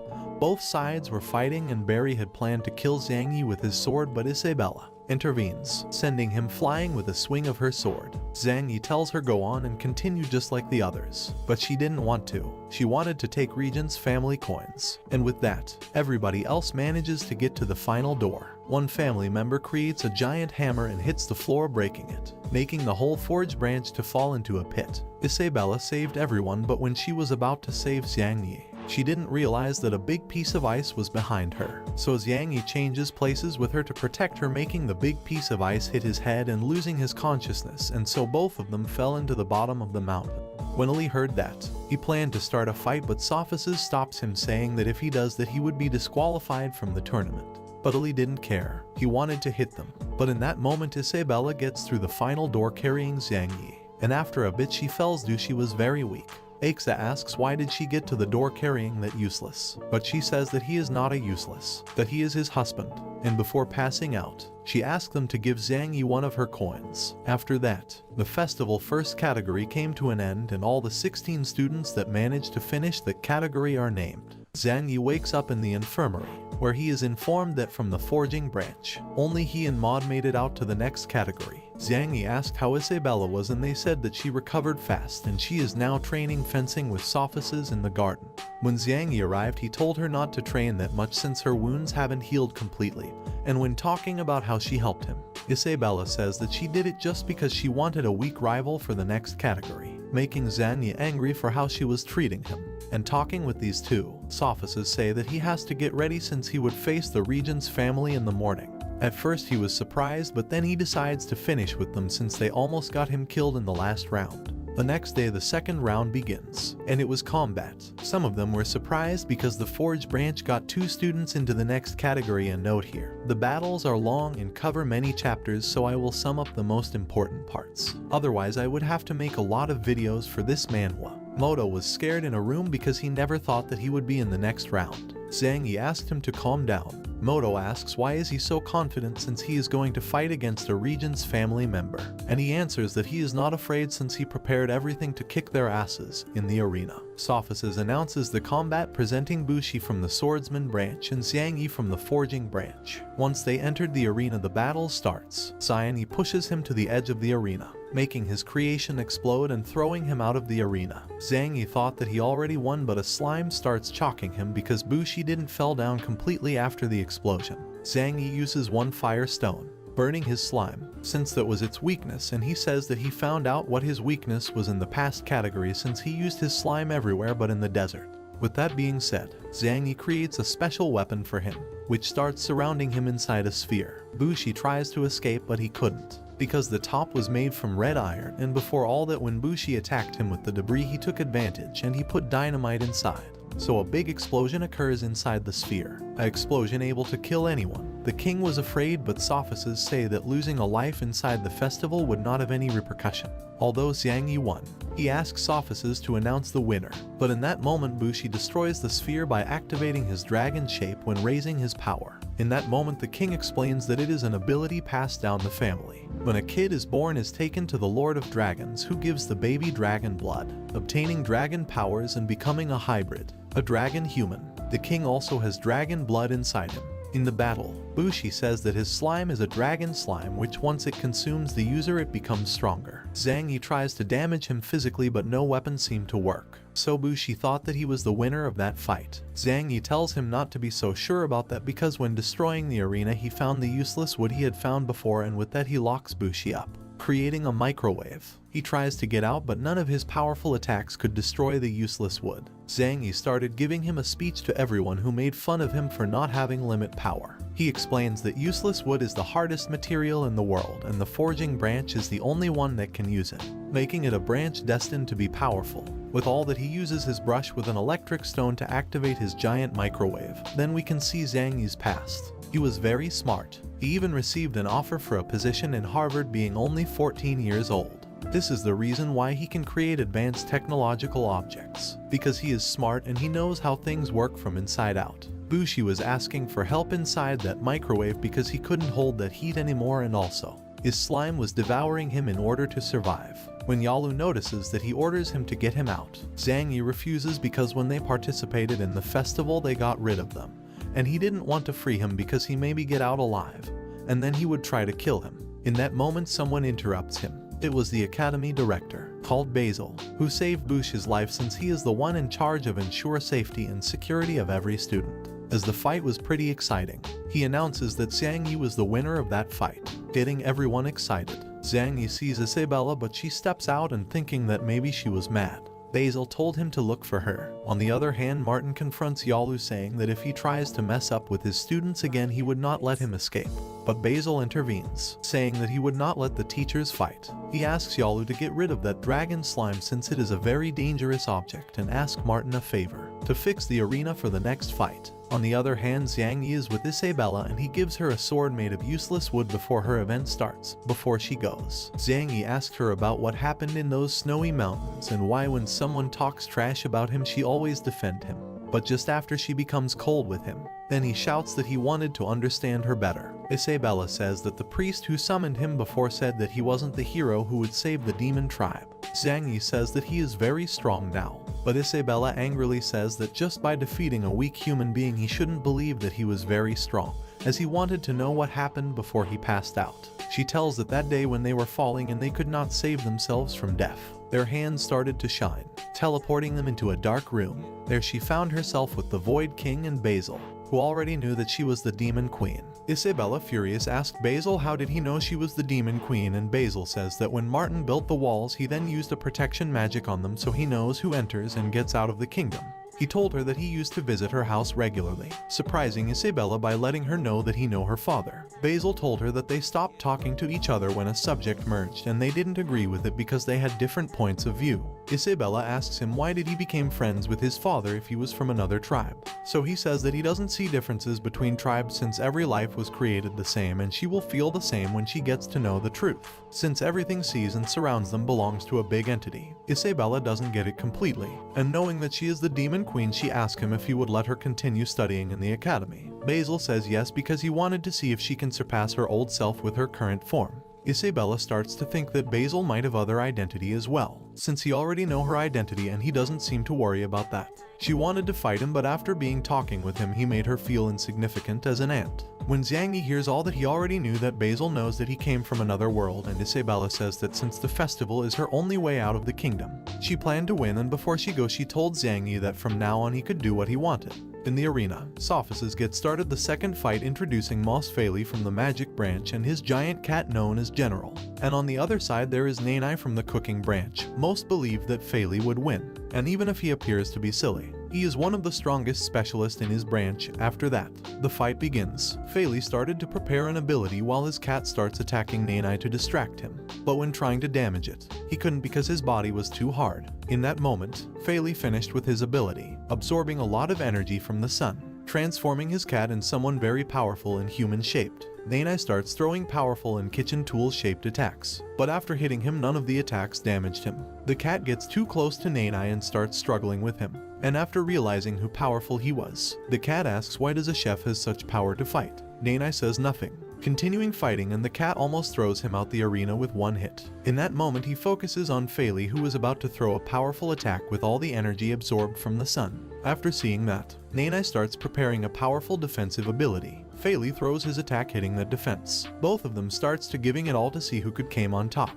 And after a while all the attacks explodes, leaving Faley exhausted since he does not handles that ability very well yet. Everyone is surprised to see that they destroyed half of the arena, and Moto asks Aixa what kind of magic Faley were using. She explains the different types of magic that exists, and the one Faley was using, he was a special student in that kind of magic. When Zhang Yi sees that fight he got sad since Isabella told him the truth, saying that he is not that strong. If he would have fought Nanai or Faley in the first round he would have lost. So after that fight, he would try to find the way to increase his potential so he wouldn't be left behind. Now in the arena, Nanai managed to hold the powerful attack. Faley is surprised to see that he didn't win with that attack, so the cat starts fighting against Nanai, damaging him with his claws. Nanai uses a smoke grenade, but even with that, the cat was powerful and manages to damage him inside the mist with his speed. The cat was winning the fight, but suddenly he starts to behave weirdly, going back to his original form. Faley tries to get him back into it. Nanai says that the smoke grenade was known as the cat herb, which made his cat lose its normal functions, but it wasn't dangerous. He asks him if he wanted to keep fighting, but Faley surrenders since not even him could keep fighting, surprising everyone because no one expected Nanai to win. Then another fight begins, introducing Barry and Isabella, both from the same branch. When the fight begins, Barry tells Isabella to surrender, but she doesn't listen and start to throw powerful attacks one after the other, making Barry unable to counterattack. Everybody is surprised to see how much better got in so little time. Dorona was worried because she didn't want her to get out of control like that one time they were training. Isabella was about to give him the final blow, but he activates his dragon form, blocking her attack and saying to her to become his lover so they could practice fencing together. Isabella doesn't listen and she starts to throw some attacks, surprising Barry, because even in his dragon form he could feel Isabella's big power. Barry starts to attack and she gets distracted for a bit. and with his sword he throws at her a powerful attack, destroying half of the arena. Barry thought that he had won but not, because Isabella used her Dragon Queen limit power to stop the attack, surprising Barry, and with just one movement Isabella makes Barry go back. Barry was angry because she has so much power and he attacks her with the best he's got, but Isabella dodges it easily and reaching his arm as well. So now he wouldn't be able to continue as he was in going back to his original form. Everybody was so excited to see that Isabella won that thrilling fight. And when she was stepping out of the arena, Barry's brother rushes straight to kill her for what she just did.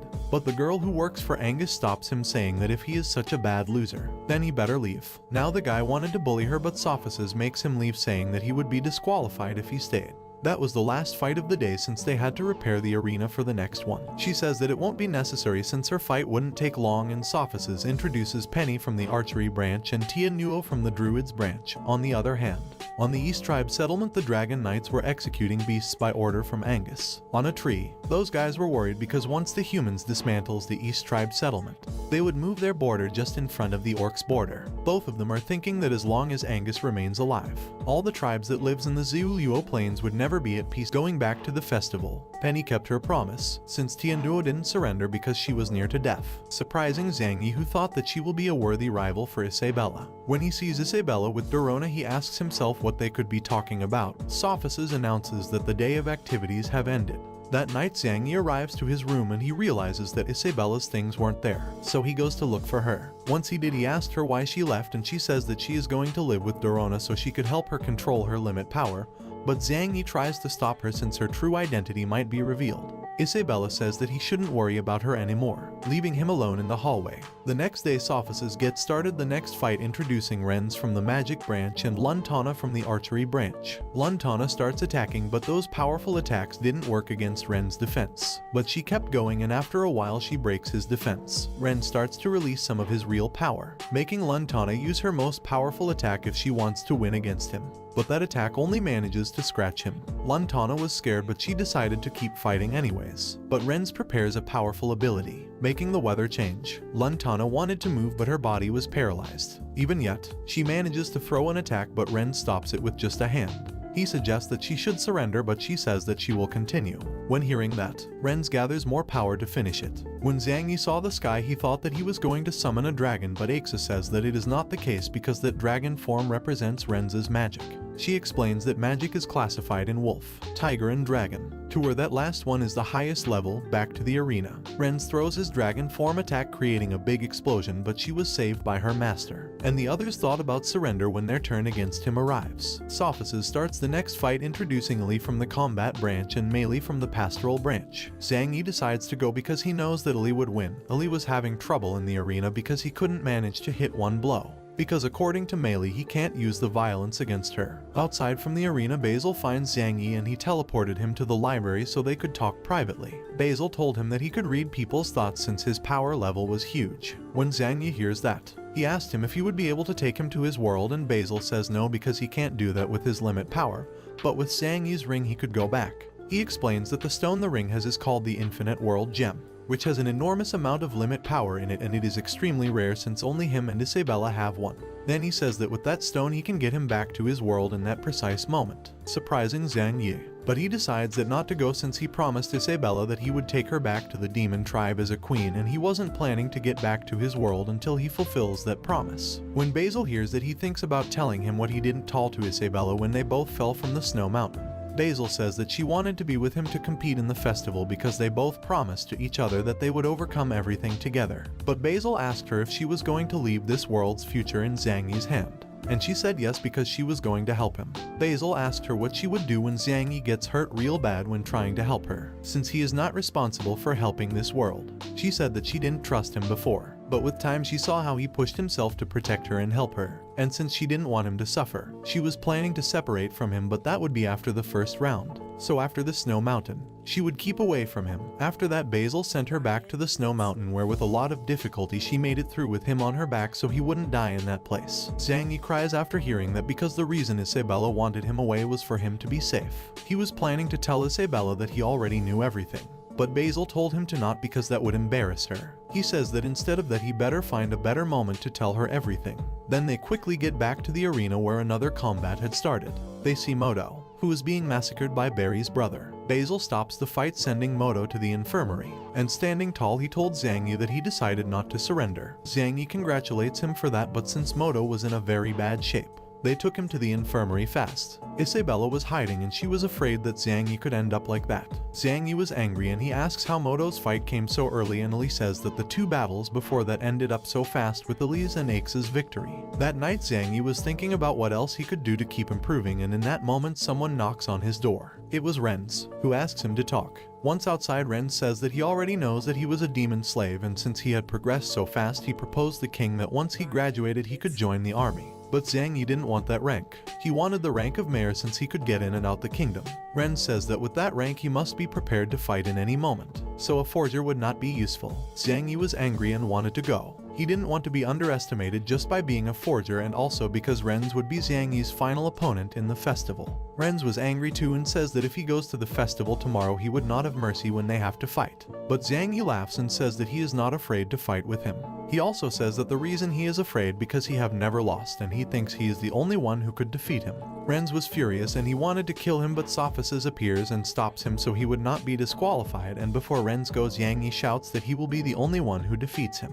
Then Sophisis takes him to another place and says that nobody in the Forge branch have been able to use useless wood since it cannot be used for building. Martin tells that he tried to use it to forge before but he couldn't, surprising Zhang Yi because he thought that only him had used it. Sophisis says that there are many legends of Zhu Luo's plains, and one of them talks about the useless wood and says that Zhu Luo's creator used a great amount of power to create all living creatures. But after spending so much power, he left the plains. The only remains of the ship he used to leave the plains were those pieces of useless wood, and then became the useless wood that we know today. Sophisis at the end says that the creator was the only one who knew how to use useless wood, surprising Martin, who thinks that Zhang Yi has a similar power the creator had. Zhang Yi says that he only knows the useless wood's properties, and he thought that maybe the creator of that world was the same who created the earth. In that moment he remembers that Basil told him that he must not reveal that he is a traveler from another world. Sophisis asked Martin if he had heard about the demos using the forge. Martin says no, since the demons have a huge limit power, but they called it magic power,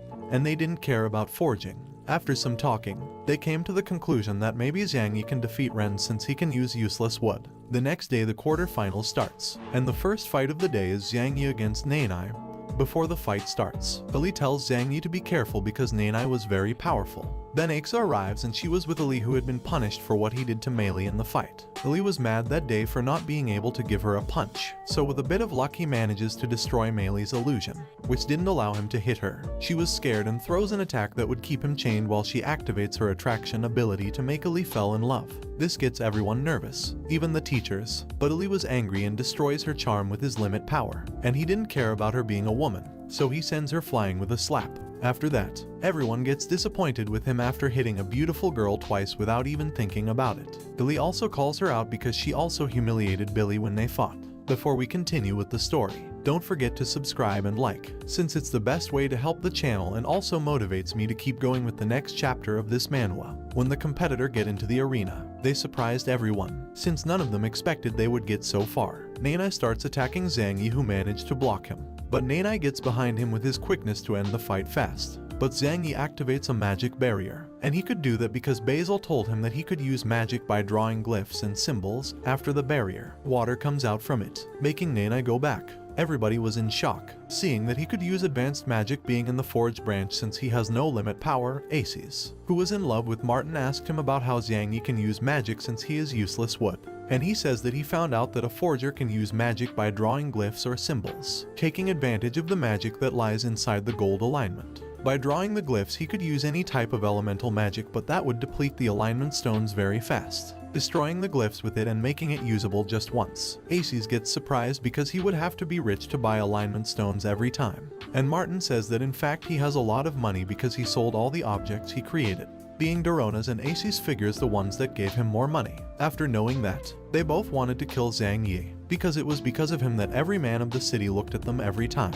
In the arena, Nanai attacks Zhang Yi again, but he manages to stop it and he activates an electrical magic attack, destroying Nanai's weapons and also hitting him and making him fly. Zhang Yi was happy for using magic but also sad because they only work once. Nanai could hold that powerful attack and starts attacking him, but Zhang Yi kept sending him flying with every magic he created. In that moment Zhang Yi creates a special brush, since he is going to use high-level magic. activating 3 glyphs at the same time, freeing 3 beasts from 3 different elements. Nanai has no other option but to eat Power Pill, destroying 2 beasts and catching the fire one. Since a cook can bend fire, Martin asks Nanai's master Mumu, what did he eat? And he says that it is a power pill that promotes limit power. Nanai attacks him the fire beast, but he creates another elemental beast, making them fight and creating an explosion that leaves a smoke screen. Inside it, Nanai was looking for a way to defeat Zhang Yi fast so he could not create another beast. But Zhang Yi creates another extremely powerful beast copying Last Ren's attack. Dorona gets surprised for everything Zhang Yi's got,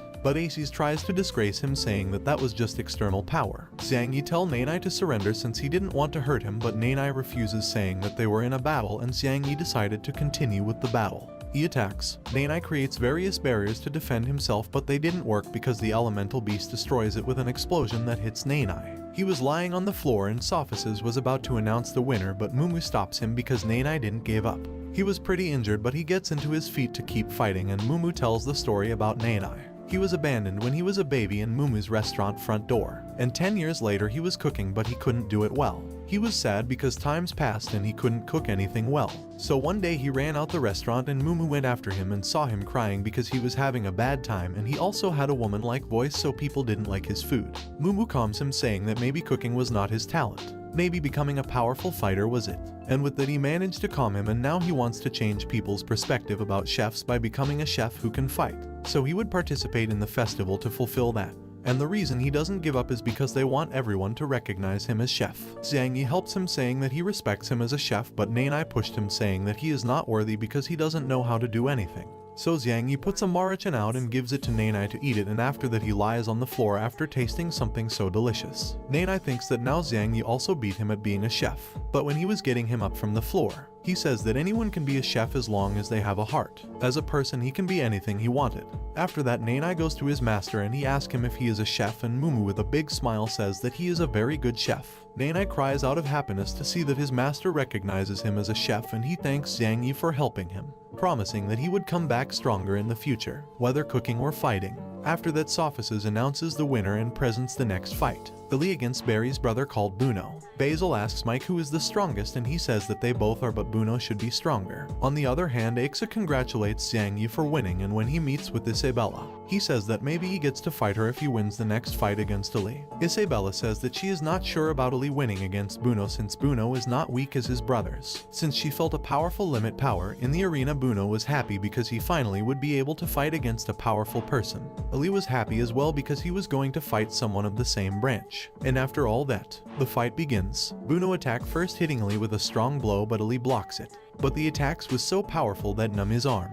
Even yet he continues with the fight, surprising everyone because these two participants were stronger than the last year's ones, and the king asks Sophices who won last year, and he says that his NCO won. In the arena Ali throws a powerful attack, but Buno dispels his ability quickly, surprisingly because he never though he was powerful. Zhang Yi is feeling bad about the limit power emerging from the arena. Isabella tries to help him, but Aixa gets ahead and helps him, getting Isabella sad. Buno hits Ali, sending him flying because he was distracted taking.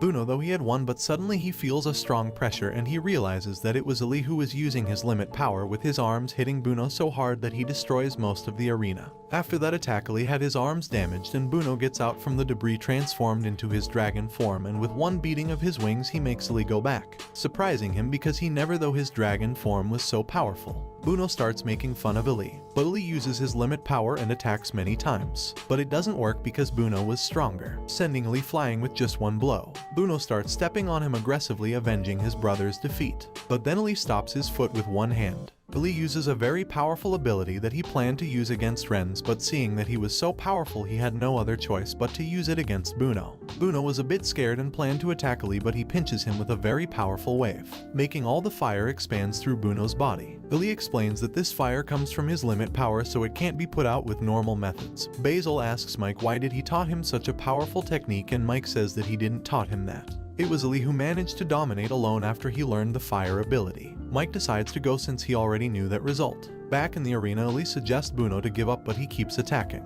Ali dodges them all easily, and Buno angrily throws his most powerful attack. But Ali with his fire ability destroys the attack with a big explosion. After the smoke goes away, he sees Buno injured, who passes away after receiving the attack. Ali also passes away for using that ability. getting also bawled by that. Zhang Yi gets down to the arena to help him and announces him as the winner, getting really happy but also sad because he wouldn't be able to participate in the festival anymore because of that ability he used. After that, Ali is taken to the infirmary where Mei Li heals him and Ali apologizes for that hit in the fight. On the other hand, Sophices announces the next fight introducing Penny and Isabella, where they both start attacking to each other with normal but powerful attacks. Penny transforms his whip into a rapier and starting to attack Isabella, but she dodges her attacks, and when she attacks her back, she manages to reach her, injuring Penny a bit. After that, Penny raises her power and starts to attack Isabella with more power. Isabella is surprised because she seems like another person, a very powerful one. Isabella uses her Demon Queen limit power, starting to massacre Penny with many blows until she hits her with the final one. But Penny stops her attack with one hand and like a crazy, she wanted to fight with her for real to see who die first. Isabella throws various attacks, but this time was Penny who injured her with some attacks that were starting to damage her. She starts to remember all the bad things that happened in the past, making her angrier and obtaining more Demon Queen power, worrying Zhang Yi for what it could happen. Basil is also worried, so he creates a barrier surrounding the arena, and every master can feel Isabella's limit power as something very different. Dorona says that Isabella is getting limit power overcharged, but he interrupts her saying that Isabella's limit power belongs to the demon tribe, surprising Dorona. Then Basil announces some mishaps in the fight and they would solve it in a moment. Inside the arena, Isabella had a demon appearance because she recovered a little of her true Demon Queen limit power. When Penny saw Isabella, she was very scared, so she decided to escape trying to destroy the barriers, but they restored quickly. Isabella starts using her power to kill her, but Zhang Yi appears asking her to stop fighting.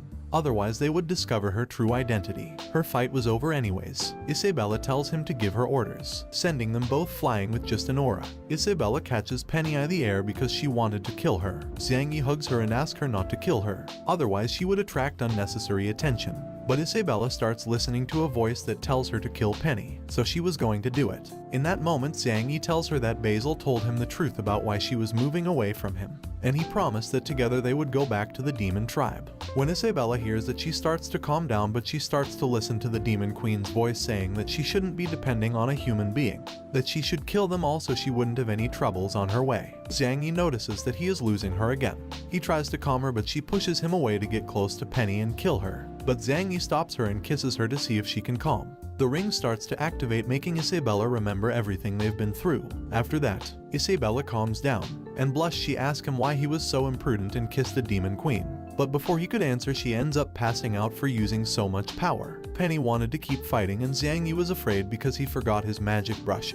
But Basil appears and knocked Penny out to calm her. Zhang Yi asks him if the others suspect after seeing Isabella's power, and he suggests him to get away from Isabella for a time because he needed to clear any of the other people's doubt to warranty Isabella's safety. Then Basil gets rid of the barriers, saying that the fight was over and introducing the fight of Renz against Aixa. But Aixa surrenders because she doesn't want Renz to kill her with one attack, since Lee could not fight anymore and Isabella broke some rules. They announce that the finals will be between Renz from the Magic Branch against Zhang Yi from the Forging Branch. This gets everyone excited because they wanted to watch that fight later on in the Kingdom dungeons. Isabella were being interrogated by the soldiers. She said that she learned the limit power in the demon tribe when she was a slave, but they won't believe her because demons' limit powers are a thing of their own.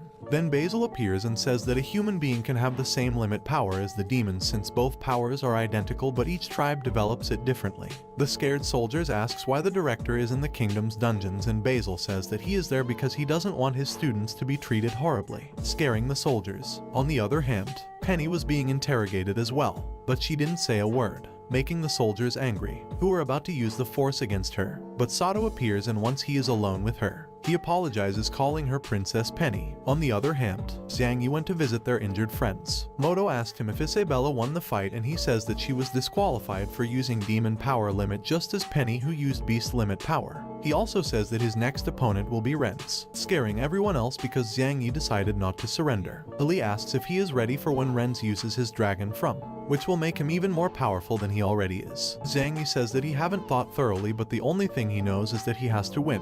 Once out of the infirmary, he hears some people making fun of him because they think he would not be able to beat Renz. Before we continue with the video, don't forget to like, comment and subscribe. That's the best way to help the channel keep growing and bringing you guys the next part of this Manhua. Then he goes to pay a visit to Martin and he asks him if he would be able to beat Renz. And Martin with a smile on his face says that not in the past, but the current Zhang Yi could definitely beat him. The next day the fight begins. Sophices announces the winner's rewards, which will be 1,000 gold coins in the rank of commander. Before the fight begins, Renz suggests the king that the fight should end once one of them end up dead. The king accepts since Basil also wanted to see that. So the order is that nobody must intervene in that fight until one of them dies. When the fight begins, Renz tells Zhang Yi 3 reasons why he want to kill him. And the last one was because Zhang Yi didn't deserve to be married with Isabella because he considered him trash. But in that moment Zhang Yi take out the lunar stone Martin gave him, and when seeing that Renz was in love with Isabella, he told him that she was her woman. Renz was angry and locked him inside some rocks and setting the surrounding on fire. But Zhang Yi gets out of it creating a mecha. Renz throws another attack but Zhang Yi reflects it since his armor is made out of useless wood.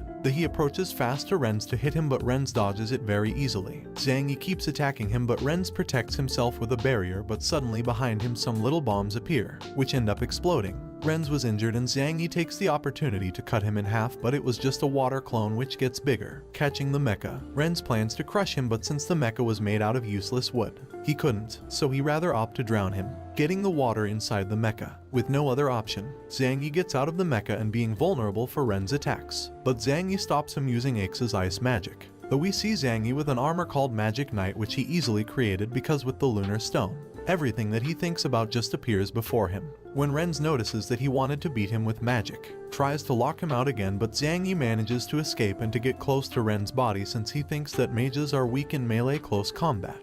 But Renz hit him with a blow and sends him flying. Zhang Yi rushes towards him to hit him but Renz protects himself and start making fun of him, but this time he strikes with more strength than Zhang Yi hit him in the face. That made Renz angry, sending Zhang Yi flying with his high level magic, and he creates a water sword which he starts hitting him with. But it was just a distraction because some kind of hand starts to appear from the ground, grabbing Zhang Yi, who tries to escape, making them explode but they regenerate so fast. Renz creates an elemental explosion which was a super level magic and he starts attacking him with it, making it very difficult for Zhang Yi. Renz start throwing many water swords, surprising everyone because any normal person should be dead by now. Zhang Yi was having a very bad time inside the mecha because the attacks were pretty strong. But with all that he manages to gather data so he could make his next move. Renz feels that the temperature is elevating so he creates a barrier and says that elemental magic is useless since he can cancel it.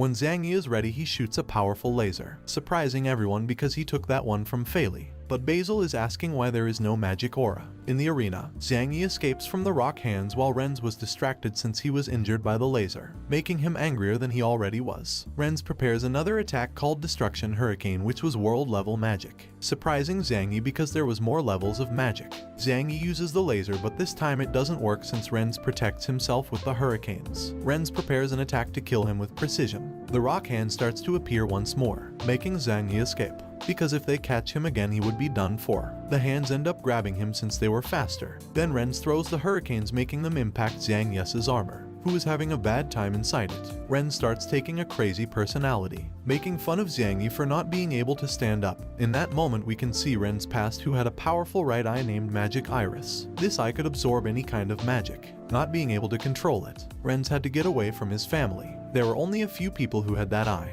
because of its power, so those people were considered a threat to the lineage of the royal family. One day the general ordered to kill everyone with that eye, but Renz saved because they had compassion. Although being from the royal family, his life was miserable and full of hatred. But then these two arrived. Aces' master, who is Basil, tell her to take her of Renz. She gets close to him but Renz says that she should step away because his eye could absorb her magic. But Aces doesn't care because she has a lot of magic power and helps him to calm his eye down, promising him that he wasn't alone anymore. Going back to the arena, Zhang Yi tries to stop the hurricanes with magic dragons but they don't work because Renz absorbed them with his eye. But he couldn't control that eye very well yet, being able to activate it only for 15 minutes. Once he activates that right eye, his capabilities increases to the infinite. On the other hand, Zhang Yi was going to fight with him face to face using his laser's maximum power, but his condensers starts to fail because they overcharged, making Renz laugh harder and increasing his magic powers to the hurricanes. Zhang Yi couldn't keep up anymore because his body was at the limit. In that moment he sees Dome people getting into the festival to watch his fight.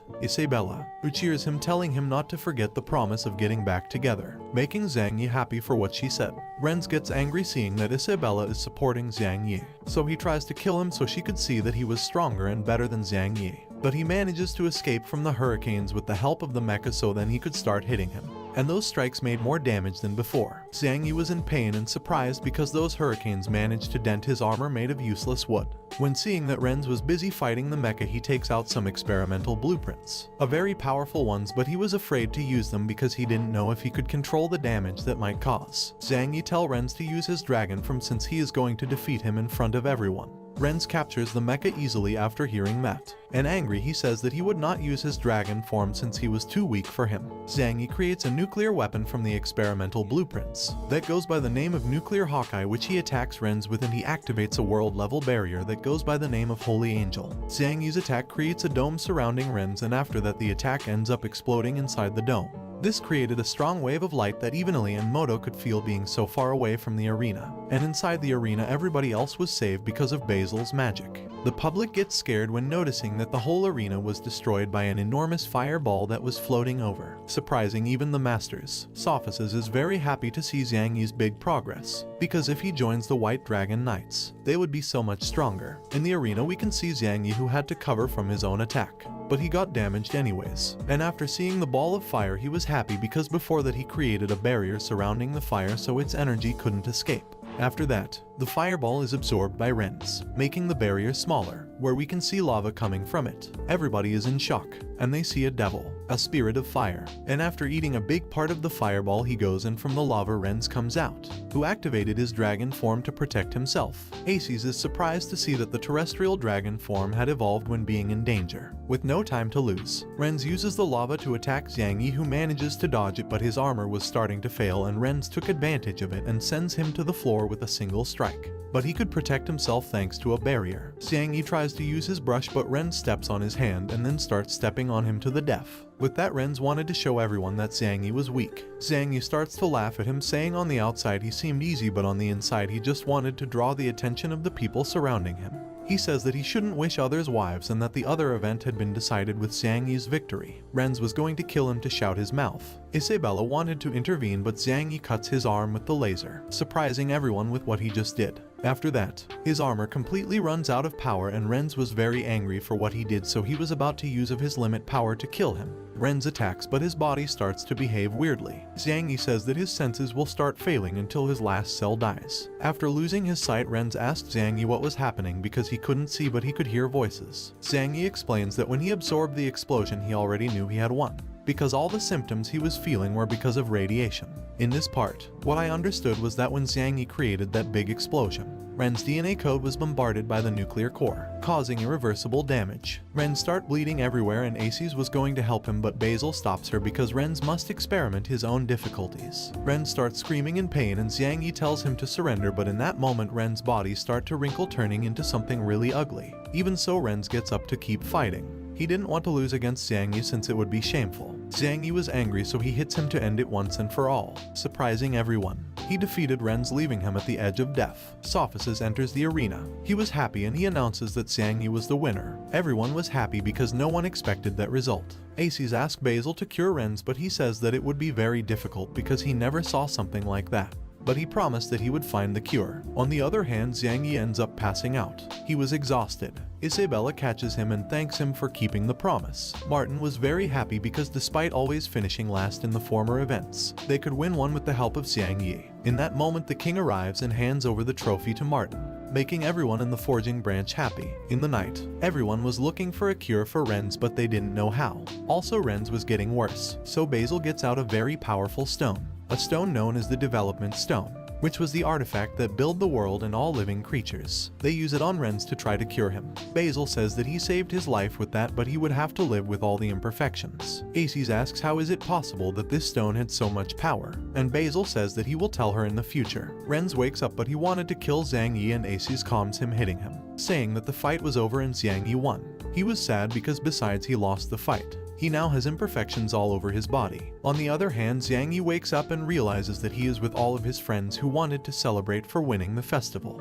Moto on the other hand was sad because Xiang Yi was healed by the master from the pastoral branch called Yelena, and he was healed by a man not very masculine. While they were talking, they were interrupted by Isabella, who asks them to leave the room so she could give Xiang Yi his food. So with no other choice they decide to go. Xiang Yi tells her that she should be Dorona's room because it is too late, but Isabella says that she came back to live with him in the room. When Xiang Yi hears that, he gets so happy, and then Isabella gives him the food she made for him, which looked pretty bad, but Xiang Yi eats it anyways. Then they start talking about what they will do after getting the rank of commander. Isabella suggests to go back to the demon tribe, but Xiang Yi asks how would they do to defeat Lillian's army. So they decide that Isabella should recover all of her power to be able to fight. But Isabella's recovering rate was slow, but thanks to Dorona's teaching she could increase her limit power incredibly. She could also recover faster because her demon core had activated again. Xiang Yi asks her what that was and she explains everything since the beginning. She explains that everyone who has a limit power have something known as source, and not the core that shapes the limit power. But the demon core was a separated entity and the demon queen was the only one who has it since she is the demon's leader. Then she tells the legend that says that the god of creation's blood flows through the veins of the demon's rulers, and the demon's tribe was established by Isabella's ancestors who conquered other tribes. Xiang Yi gets surprised because that's the reason why demons are stronger than humans. Isabella tells that there is a problem, and that is when her demon core activated she felt someone else inside.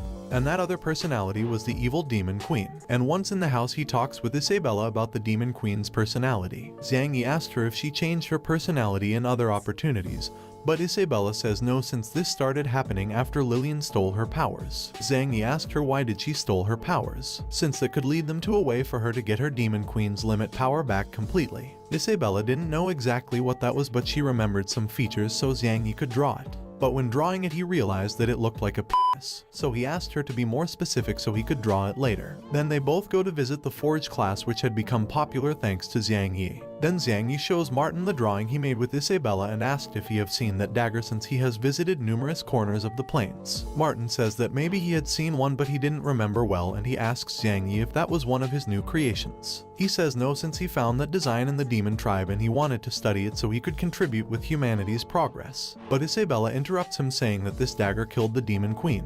When Martin hears that, he gets surprised and he grabs a book where he made some notes 5 years ago from a mural painted within some ancient temple. Martin explains that in that book there are different weapons and objects that the gods once used, and some tales from when they lived in the plains. Xiang Yi decides to look for a related image, but when taking a look at the book he gets surprised because some drawings looked like airships, cars and other things from his world. After a lot of searching they finally finds an image just like their drawing, and Isabella asks Martin where that temple he mentioned before is. Martin says that it's located within a forest keeper in the mountains in the Ili mountain range. Martin says that 5 years ago they received a help call coming from that place, since some lizard was destroying the city, and in order to protect his brothers, Ili decided to fight against the lizard, which started to attack him, but luckily Mike arrived and defeated the lizard. After that Ili asked Mike to be his master and he accepted since he knew that Ili had potential. Then after the helping mission was fulfilled, the locals showed the temple remains to Martin. One of the locals explained that those remains had been there for thousands of years, so they thought that the gods had built it. When Martin got close to those remains he realized that there were some descriptions in ancient language. Martin managed to copy some of the information since he knew a bit about that language. When Xiang Yi hears it he thought if maybe other humans from his world had been there before. The next day Xiang Yi is called by Sophices, since officially, Sophices was going to rank him up, giving him a medal which would allow him to get in and out the kingdom as he pleased. Xiang Yi says goodbye to Sophices since he along with his friends will go to the ancient temple remains to start an investigation.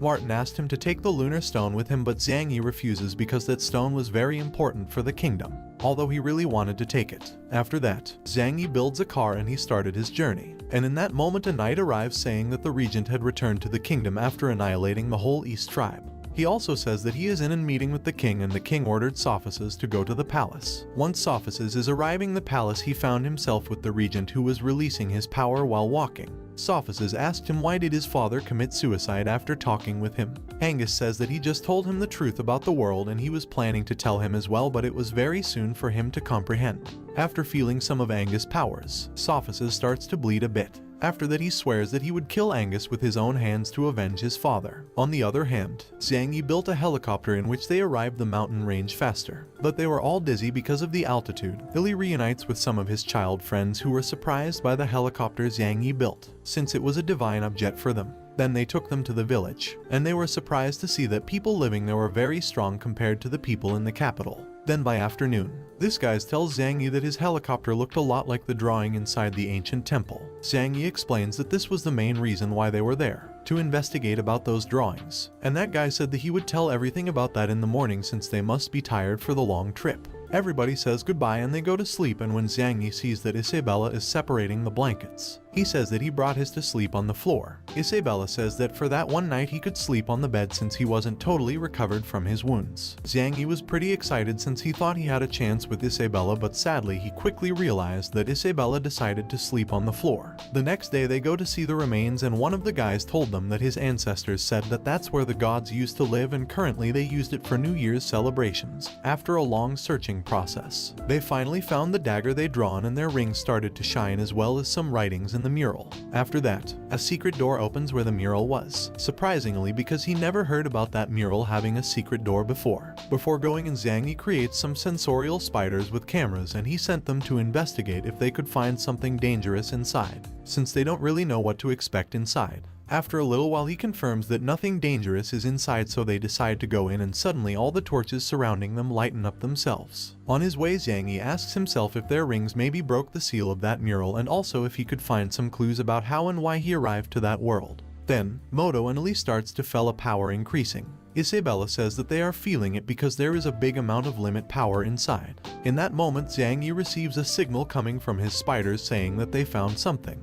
He sees that it was about a mural in which some tall guy was carrying the dagger they draw. They continue walking and they found the mural. It was surprising because it was huge, but it was written in ancient language, so they would have to decipher it just by the drawings. They noticed that the mural had several tribes, and above them there were the gods, carrying the dagger they draw. Zhang Yi, after analyzing it, says that maybe the mural was made to inform that the gods were the ones who created all the tribes, but they would leave that just as a theory. Then when taking a look at what the spiders were watching, he realizes that there is more to it, so they decide to go forward. The team goes 10 floors down, but they find nothing. There were not murals anymore, but Zhang Yi receives a signal from one of his spiders. They had detected a life form up ahead. In that moment, some kind of slime falls into Zhang Yi's hand, burning him, realizing that the whole ceiling was full of that slime, making it dangerous. The slimes start to fall one by one, but the team manages to avoid them. Ali throws a powerful attack to destroy them, but more slime appear and they were more powerful, so they decided to get on more floor down, and Zhang Yi seals the door so they could not get through. In that moment he receives a signal. One of his spiders were destroyed. Those other rank D crimson spiders were the guilty ones. But behind those spiders a dragon appears, and start to destroy the spiders. Isabella says that it is not a dragon since it doesn't emit the same energy as a real dragon does. And in that moment this dragon start talking to them, saying that they shouldn't be in there. Zhang Yi says that they were there looking for an object, but the dragon didn't like humans, so he starts attacking them. Zhang Yi defends from the attack, forging a powerful wall, and Isabella together with Ali start attacking the dragon, but the dragon sends them flying with his huge strength. Isabella decides to use her Demon Queen limit power using an ability called Magic Sword Aura. The dragon manages to dodge it by a hair. Then, scared about that, he starts destroying the place to kill them with it. The floor crumbles and Zhang Yi forges an armor, helping Isabella. But when he was about to help Moto, one big rock gets in front of him, but just in time he manages to create a tome to save himself. They both are amazed because they descended so many floors, and Zhang Yi sees the reports collected by his spiders. With all that information they generated a map, and the place was huge and every room had different secret chambers and each one of them had different tasks. Isabella tells Zhang Yi that the magic aura was stronger than before, and that's because they are getting closer to the source emitting it. They both decide to go to that source. On the other hand, the other managed to save themselves and they decided to keep going forward into the tunnels where they were. Once they were walking through, they faced some rank sea thieves bats which start attacking them. Going back to Zhang Yi, he was also fighting monsters. In that moment the Thorn Queen appears and she starts communicating with the monsters so they could stop fighting and rather to settle things by talking. Zhang Yi is surprised to see the Thorn Queen there, and Isabella says that she brought her there since she promised her that she would look for her. Zhang Yi shows the monsters the dagger drawing, but they didn't want to cooperate since they didn't want to quit the magic aura the dagger emits, since they survived because of it. Isabella was furious, so she uses more of her Demon Queen limit power. But this time it was stable since she absorbed the energy surrounding her. That scared the monsters, making them get away, and the Thorn Queen becomes a bracelet so she could help them later. As Isabella smelled horrible because a lot of the monster's blood fell into her, Zhang Yi offered her a change of clothes, but she couldn't find a place where to change. On the other hand, the other two managed to beat the bats and decided to go to the end of that tunnel, where they got surprised to find a huge door. Billy decided to open it, but he couldn't. He didn't want to quit trying since Mike taught him that he must overcome every obstacle. Billy uses his limit power to open the door, but it was so difficult. Eventually, he managed to do it by using a 200% of his power. Then they both decide to get through. Billy didn't realize that when he entered, he activated a thing and almost everything surrounding them started to shine, surprising them because they had found another mural not far from them. Going back to Zhang Yi, he found a hidden room where a water fountain was, and then he gets surprised to see that everything there was big. Isabella found a bathtub, so she started taking a bath, and Zhang Yi manages to see her thanks to an opening in the door. But like a total gentleman, he decides to go because that was wrong. Once he was alone, he started thinking about maybe an ancient tribe lived there. That tribe was more powerful than the humans and the demon tribe together, so that's why he asked to himself if those were the ones who created the world. But he also was asking to himself, why did they disappear suddenly? In that moment, he gets his ring out, thinking about maybe that thing was created by that ancient tribe. And lastly, he also asked to himself if the members of that tribe could travel to his world since he was teleported to his current world. Suddenly, a hooded person passes by him, so he decided to follow in, creating a wall so he couldn't escape. The person reveals her identity, surprising Zhang Yi because it was Penny. Zhang Yi asked her if the regent sent her to keep an eye on him, and she answered yes. Zhang Yi asks her how much did she saw, and with a smile she says that she saw everything, and she gets behind him asking him to cooperate with her, otherwise she would kill him. Penny says that she already knows that Isabella is the Demon Queen, surprising Zhang Yi because he found himself in the worst spot possible. Zhang Yi asks what do she want from him, and Penny, lowering her rapier, asks him to help her assassinate the regent, surprising Zhang Yi because he couldn't understand since she was working for him. Zhang Yi asks her why she wants to kill him, but Penny angrily says that it wasn't his business, and if he doesn't help her, she would reveal to the whole kingdom who Isabella really was. Penny says that the regent is waiting for her for some information, and when that happens, she could act and take the opportunity to kill him with his help. So she would contact them later for help, and she explains that the regent is waiting for a signal to act, and when that happens, the planes will explode in a war. After saying all that, she goes, leaving Zhang Yi doubting about what signal was the regent waiting to act. On the other hand, Moto was escaping from a golem, which ends up catching him anyway. But in that moment, Ali arrives, helping him by making the golem collapse. Then more golems appear in front of them, and when Ali realizes that they were powerful, he uses his most powerful ability, and so he starts a fight with them. Going back to Zhang Yi, he thought that for now he could trust Penny since she gave him a lot of information.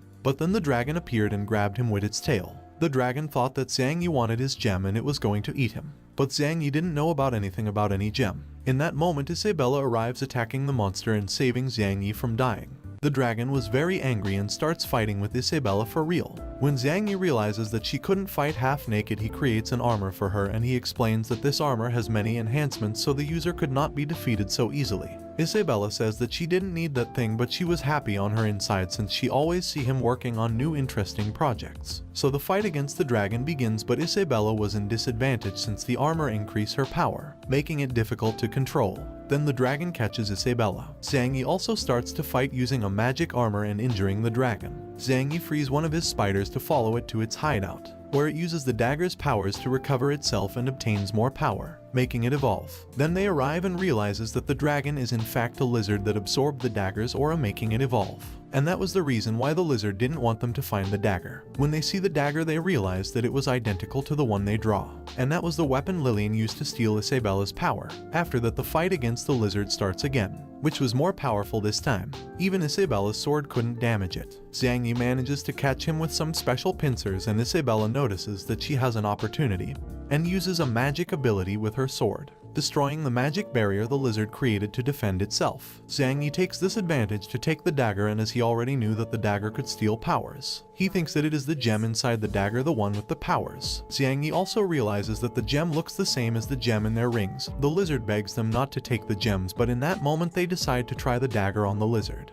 taking its powers and getting it back to its normal form. that confirmed that the dagger could indeed steal powers. Xiang Yi wanted to get those powers inside Isabella, but she didn't want it because that power wasn't hers, embarrassing her. Before we continue with the video, don't forget to like, comment and subscribe so the channel can keep growing and so you can get the next chapter. If you like these kinds of manhwas recaps, you can watch other manhwas that I will be leaving down in the description so you can watch after this one. Then the ceiling breaks and some golems fall, which were damaged by Ali, and like that the investigation group reunites. Xiang Yi asked why he used that ability since it hurts him, and Ali tells that they found some golems very powerful before. In that battle Ali was using his most powerful abilities, but the golems always counter them. But Ali was not going to give up, so he used his most powerful attack going down several floors. On the other hand, the golems stand up again, surprising everyone because despite Ali used his most powerful attack, the golems could keep fighting. So now they decide to escape since the only thing the golems wanted was the gem. And when they see the dagger, they speed up to block the exit, destroying it. The other golems started to attack them on their backs, but they managed to avoid them, and then they split so that each one fights with one. Everybody start fighting the golems, throwing them powerful attacks, but didn't work because the golems managed to counter them all. Everybody gathered, and Xiang Yi says that he noticed that those golems weren't monsters but machines created by humans. Isabella says that she also noticed it, but there was something weird about them since she could feel an aura of life in them, but they didn't seem to be alive. Surprising Xiang Yi with that, the golems prepared again to attack. But after thinking a lot, Xiang Yi came up with a plan to escape and asked the others to buy him some time. Xiang Yi forges some mice and then a Dragon Ball-like radar with which sent the mice to the golems. Isabella throws an attack to the golems to immobilize them, and the mice start to scratch them with their tails, marking them all. After that, Xiang Yi uses his brush to separate the golems since his plan was to use the golems as materials to forge so he could separate them and defeat them. Xiang Yi goes and grabs some stones that were floating in the air after separating the golems, and he realized that those stones were giving power to the golems. Xiang Yi was going to grab another stone, but the lizard from before appears, taking the stone from him to eat it in the escape.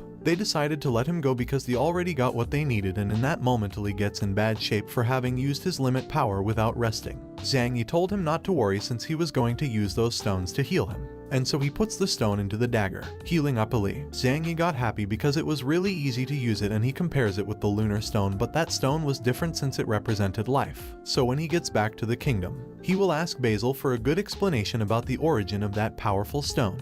Then he asked himself if he would be able to create life if he combined those powerful stones with his brush. On the other hand, Isabella sees Xiang Yi, and she was more and more convinced that indeed Xiang Yi would be the one who saved her tribe, since he is always there when she needs him. Xiang Yi was uneasy just by thinking he could create life, but he decides to leave that for later and calls Isabella so they could get back to the village. In that moment we see that Isabella is starting to fall in love with Xiang Yi. The next day Xiang Yi creates a school in the village. He did that because he promised Ali that if he came with him he would build a school and an orphanage in the village, making everyone happy because now they could live a better life. As a gratitude gesture, Ali's brothers give him a bouquet of roses made of paper, and this little girl tell him to give it to Isabella. Xiang Yi took notice and gave the flowers to her, but she was not like other girls and says that they are useless, but she accepts them. Xiang Yi was sad hearing those words, and when Isabella noticed it she didn't know why he was like that. By night Xiang Yi realizes that Isabella wasn't there, so he decided to look for her, and he found her looking at the stars. Isabella says that when she takes her throne back she will help him go back to his world. Xiang Yi says that he misses some things about his world, and Isabella asked him if he will miss the people from this other world when he gets back home. Xiang Yi says that he will miss his friends, but when he was about to say that he will miss her the most, Ali arrives, ruining that romantic moment. Xiang Yi angry starts yelling at him for ruining that moment, and just like that Xiang Yi's first confession falls into pieces. On the other hand, inside the ancient temple those guys were killing monsters, and one of them sees the lizard, killing it and obtaining the stone. They say that they were there because of Penny's report, and the others say to their master that they already searched everywhere but they didn't find what they were looking for. One of them said that Penny could have stole it, but the master says that she wouldn't dare, and they decide to go since his ruler was waiting for them and for good news. Then we found ourselves in the kingdom where the regent's family were thinking about taking revenge for the humiliation back in the festival, but they are interrupted by a bunch of people that were welcoming them, making the regent's family get into a good mood. But it happens that they weren't there for them but for Xiang Yi's team because they were arriving from their investigation in the ancient temple. The regent's family members were angry, and Moto notices that they were on their way, so he gets out some robotic arms from the truck and send them flying so they could not bother them. The Union Commerce Kingdom made a bronze statue of Xiang Yi in gratitude, since thanks to his help they had new ways to earn money. One of them take them to a meeting where they were going to talk about how to improve the ways to earn more benefits, so Isabella goes to not interrupt them. She starts thinking about how Xiang Yi changed a lot, Before he was a person who could just talk but do anything. She asked herself if maybe Xiang Yi was getting better just because he was sad. On the other hand, back in the meeting, everybody start talking about how well their business are. But one of them wasn't as good as the others, since his product wasn't selling well, so Xiang Yi gives him a new idea to advertise his products, surprising everyone since they didn't know about that technique. After a long conversation, Xiang Yi shows his new project, which will be called electric power, which if it becomes successful, it may extend to other tribes. But there was a problem, there were not enough forgers to fulfill that demand. Xiang Yi shows his new invention, a machine that when connected to an electric source it starts to forge automatically without needing a forger. Some of them are happy about that since it solves the production issue, but others were worried because that invention may leave them unemployed. One of them asks Xiang Yi how that machine could forge since it doesn't have thoughts, and Xiang Yi says that it does it by using magic glyphs. In conclusion, they draw a magic glyph of some object, and with an alignment stone inside the machine they made it forge on its own. But the machine required an electric alignment stone, but the others didn't see that sustainable since that stone's worth more than the objects the forge can make. That when Xiang Yi presents his new invention, an electric generator, that invention can replace the alignment stones. The electric stones works for the operation of many things that they are doing, but these are limited, so they have to become independent of them if they wanted to grow as a society. And in order to achieve that, Xiang Yi and his friends looked for many ways to create electricity. After a lot of searching, they managed to create a power generation station where they could keep energy in a box easy to transport. With that they could use the forging machine along with other inventions, impressing everyone, since with all that the production would increase in each of their independent jobs without spending a lot of money in electric alignment stones. Xiang Yi says that he has a bigger plan, which is to provide electricity to all homes inside the kingdom to finally destroy the region's family tyranny, since they are the ones raising the prices of alignment stones. Xiang Yi wants to provide energy to all houses in the kingdom so they can enjoy the benefits of having electricity, so that's why he was looking for everyone's help. But everyone stood still, and that was because Basil took Xiang Yi to his temporal line where only both of them could talk. Once they were talking,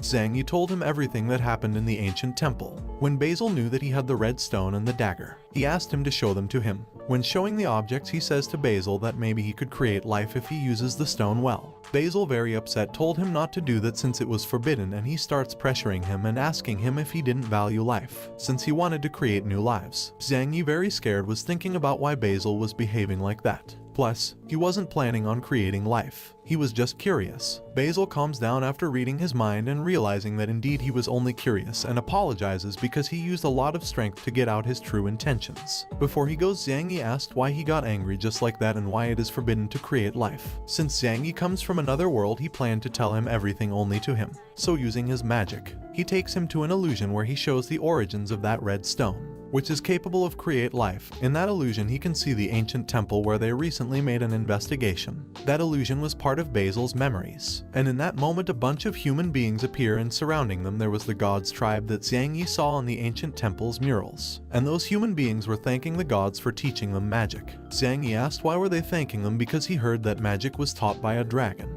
Basil says that it was a lie, that the basis of knowledge of human beings was built by lies. In that moment a young Basil appears, surprising Xiang Yi. But Basil says that in that moment he was God's slave. The gods were scolding him for bringing weak sacrifices, but humans were begging them to accept any kind of job. With a mocking tone, the gods accepted, and they took out their daggers with which they aimed towards the human beings, creating a big circle on top of them, and it starts to absorb all those human beings, even the children who were screaming out of pain. Xiang Yi wanted to help them, but Basil says that even when it looked so real, that was just a part of his memories. After that sphere absorbed every person, the red stone is created, scaring Xiang Yi. Xiang Yi asks if the stone on his ring was also created by killing innocent people. Basil affirms that, but Xiang Yi's stone was special because it has high purity, and the higher purity the red stone is, the more people died in order to create it, scaring Xiang Yi even more. When the gods realized that they only managed to create a low purity red stone, they gave it to Basil, which he asked why would they give him something so valuable. The gods start laughing, saying that they have no plan in using that low purity red stone since it is trash for them, and they are planning of making another one with higher purity by killing more humans in the future. Xiang Yi realizes that gods saw them as livestock, and he asked Basil if humans were really created by those gods, and Basil says yes. And he also says that those gods are the same lineage as Isabella. Before we continue with the video, don't forget to like, comment, and subscribe so the channel can keep growing and so you can get the next chapter. If you like these kinds of manhwas recaps, you can watch other manhwas that I will be leaving down in the description so you can watch after this one. Those gods were so powerful that they didn't have any enemies who could face them, but they faced a problem with no solution regarding his limited resources. The redstone was the source of life in the Zeoluo plains, and natural resources were running out as well since the gods' tribe were expanding. But the God King realized that he could create life with that stone, so he was planning to create more lives so in the future he could create more red stones. The first lives created were the dwarves, human beings and beasts which helped the gods with their conquers. After some time the first red stone depleted, so the gods started recycling lives to create new red stones. In the beginning, human beings were the weakest of them all, but with time they evolved, getting knowledge and eventually becoming the strongest of all the planes. The gods liked that because they became their most valuable resource to produce red stones. That's the truth about this world, a world where the gods experiment with human beings. Basil says that he was the first human being they created, so he became a salve, doing the dirty job for them. Zhang Yi asked him why the gods passed that knowledge to them if they would kill them at the end. Basil says that they did it so the humans could survive and the purity of their bodies would increase with time. Basil, together with the royal family lineage, were the first ones to be created, so they were known as the most loyal slaves. But Basil was immortal and the lineage family weren't. Since the royal family knew how to use the power of life, the gods summoned a dragon that was supposed to protect the royal family. Now that Zhang Yi knows all that, he can relate with the death of Guro, the East tribe killing by the regent, and so much more. This led him to the conclusion that the ritual of creating red stones continues and Basil is still helping those gods. Basil says that one part of that is true, but there are so many things that he couldn't tell him, so he asked him to keep watching his memories. The God King suggests the other gods to hibernate since the red stones were about to run out. Before the God King also hibernate, gives Basil instructions to take care of his livestock and to provide red stones while they rested until someday they wake up. And as reward, the God King made a red stone, and once inside Basil, it made him immortal. Lastly, the God King says that if one day the humans start to deviate from their way, he should show them the wrath of the gods. After all that, Basil closes the illusion, and Zhang Yi was very scared and asked him if he helped all the regents with the mission of providing human beings to sacrifice. Basil says no, because the royal family has made their job pretty well, so well that they've never needed his help. Now he tells him about how the regents came to an agreement with Lillian and not with Isabella, and that's because Lillian offered the demons lives for the ritual of red stones creation during the next 5 years. That made Angus not such an authoritarian asshole, but someone whose priority was always to protect his tribe at any cost. So Zhang Yi asked him if he created the academy to make high-quality lives for the gods. In that moment, Isabella arrives and asked why he got out from the meeting, and Zhang Yi says that he was talking to Basil but he wasn't there, making him look like a fool. When he was going, Zhang Yi wasn't planning on telling everything to Isabella. On the other hand, inside the royal palace, the king had received a letter from the dwarves asking for reinforcements since the dwarves and the demons were about to start a war. Sophists say that he will send reinforcements since human beings and dwarves have always been good to each other. But before making a decision, he asked Angus, and he says that it is not recommended to send reinforcements because humans and demons are at peace since Lillian fulfilled her part of the deal when they signed the peace treaty. It means that Lillian is indeed sending demon life forms for the red stones creation. The other important lords from the kingdom agreed with the regent since they wouldn't get anything by getting involved in that war. The only thing they would get would be troubles with the demon tribe. The king, noticing that everyone agreed, he decided not to send reinforcements to the dwarves' tribe. Later in the forge class, Martin was angry and wanted to help the dwarves. Sophists tell him not to do that, otherwise he would be disobeying the king's orders. But Martin wanted to go even if he died because the dwarves always helped him with his investigations. Zhang Yi decides to go with Martin and Isabella as well, and before anyone told her anything, she already had all set up to go. Zhang Yi tells her to stop being so proactive since they would discover her identity. Isabella says that she wanted to see what Lillian had planned, since the demon tribe never had issues with the dwarves' tribe. Martin tells Zhang Yi that he doesn't need them to go with him since he didn't want them to get into trouble. But Zhang Yi says that he is going to protect him because their friendship is not less thing than he had with the dwarves. Martin was so happy and accepts Zhang Yi's company. But Sophists intervene, saying that they should not disobey the king's orders, that if they do, he would punish them himself. Later that day, Zhang Yi wanted to get out from the kingdom, but he came across with some white dragon knights at the exit, so he asked them how could they get out. Isabella tells him that Sophists treats him like a brother because he thinks that Zhang Yi is his lost brother, so he wouldn't let him go to dangerous places. While they were passing by, they saw Renz, who was being beaten by the regent's family, which were taking revenge because Renz always used to intimidate them with his powers. Busey was about to cut off one of his hands, but Zhang Yi intervenes, protecting him. Busey asked why he did that if he tried to kill him before. Zhang Yi says that he can't stand seeing how they abuse the weak, and they decide to go because Aces was about to arrive. Zhang Yi asks Renz if he is okay, but Renz told him not to bother him, that just like the others, he just wanted to humiliate him. Zhang Yi wasn't expecting a thank you. In that moment, Aces arrives and scolds him for letting Xiang Yi help him and that he should thank Xiang Yi for not killing him since he was the one who proposed the battle to death.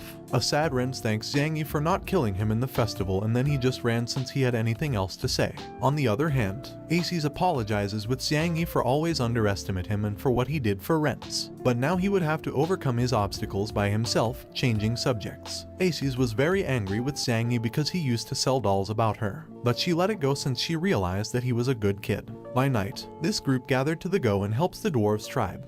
They also invited Nanai because his was strong. Sophices arrived but he wasn't going to arrest them. On the contrary, he brought reinforcements to help the dwarves. Xiang Yi asked him why he was helping them instead of arresting them. Sophices said that before he was worried about the situation so he went to speak to the king alone. The king allowed to secretly send help to the dwarves tribe so he arranged some things with other masters to protect the king while he was away. On the other hand, Dorona gives Isabella a suppression seal so when she loses control of her limit powers, the seal could help her control it. After that, everyone that was going to the dwarves tribe arrives and after some talking, Xiang Yi forges a helicopter to go to their destiny. Before they go, Xiang Yi gives Aces a letter so she delivers it to someone and says that he will find a way to cure Renz. When they were leaving, Dorona notices that Penny was behind the helicopter following Xiang Yi and his group. Inside the helicopter they introduce the head of servants, Selena, who is also going with them. Sophices say that she is also going because her magic is useful since she can change the size of things, making their investigation easier. Xiang Yi prepares everything,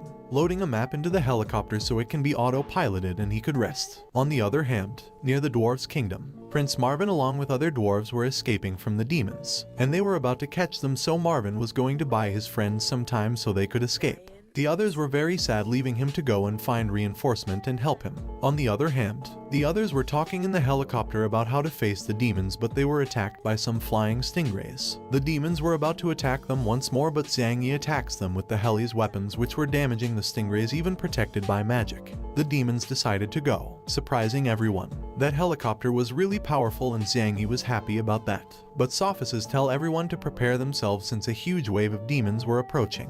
They took out the helicopter's weapons so they couldn't use them anymore. The damage was done by the King Stingray, who was also using a pillar of the demon army called Papate. Sophices gets out from the helicopter to talk to Papate. He asked him not to attack them since the demon tribe and humans are allies, and they had a peace treaty. Papate says that he would not attack them, but Lillian had ordered them to defeat the dwarves tribe in 3 days so the human tribe could trade with the demons. Papate told his men to escort them back to their kingdom, but Sophices says that it won't happen since they were ordered to go to the dwarves tribe to talk about commerce. When Papate realizes that Sophices was going to be in the middle of his mission, he planned to start a battle with him. Sophices accepts since they had no other option, so a fight between these two starts. A fight where the helicopter were being damaged so Xiang Yi decides to retire. Back in the fight, Sophices were making real damage to Papate, who was very impressed about Sophices' powers. On the other hand, the other demons start to attack the helicopter, leaving it in a very critical condition. So Xiang Yi decides to land to avoid an accident. Sophices was worried about Xiang Yi so he decides to finish off Papate quickly with a powerful attack to go and help them.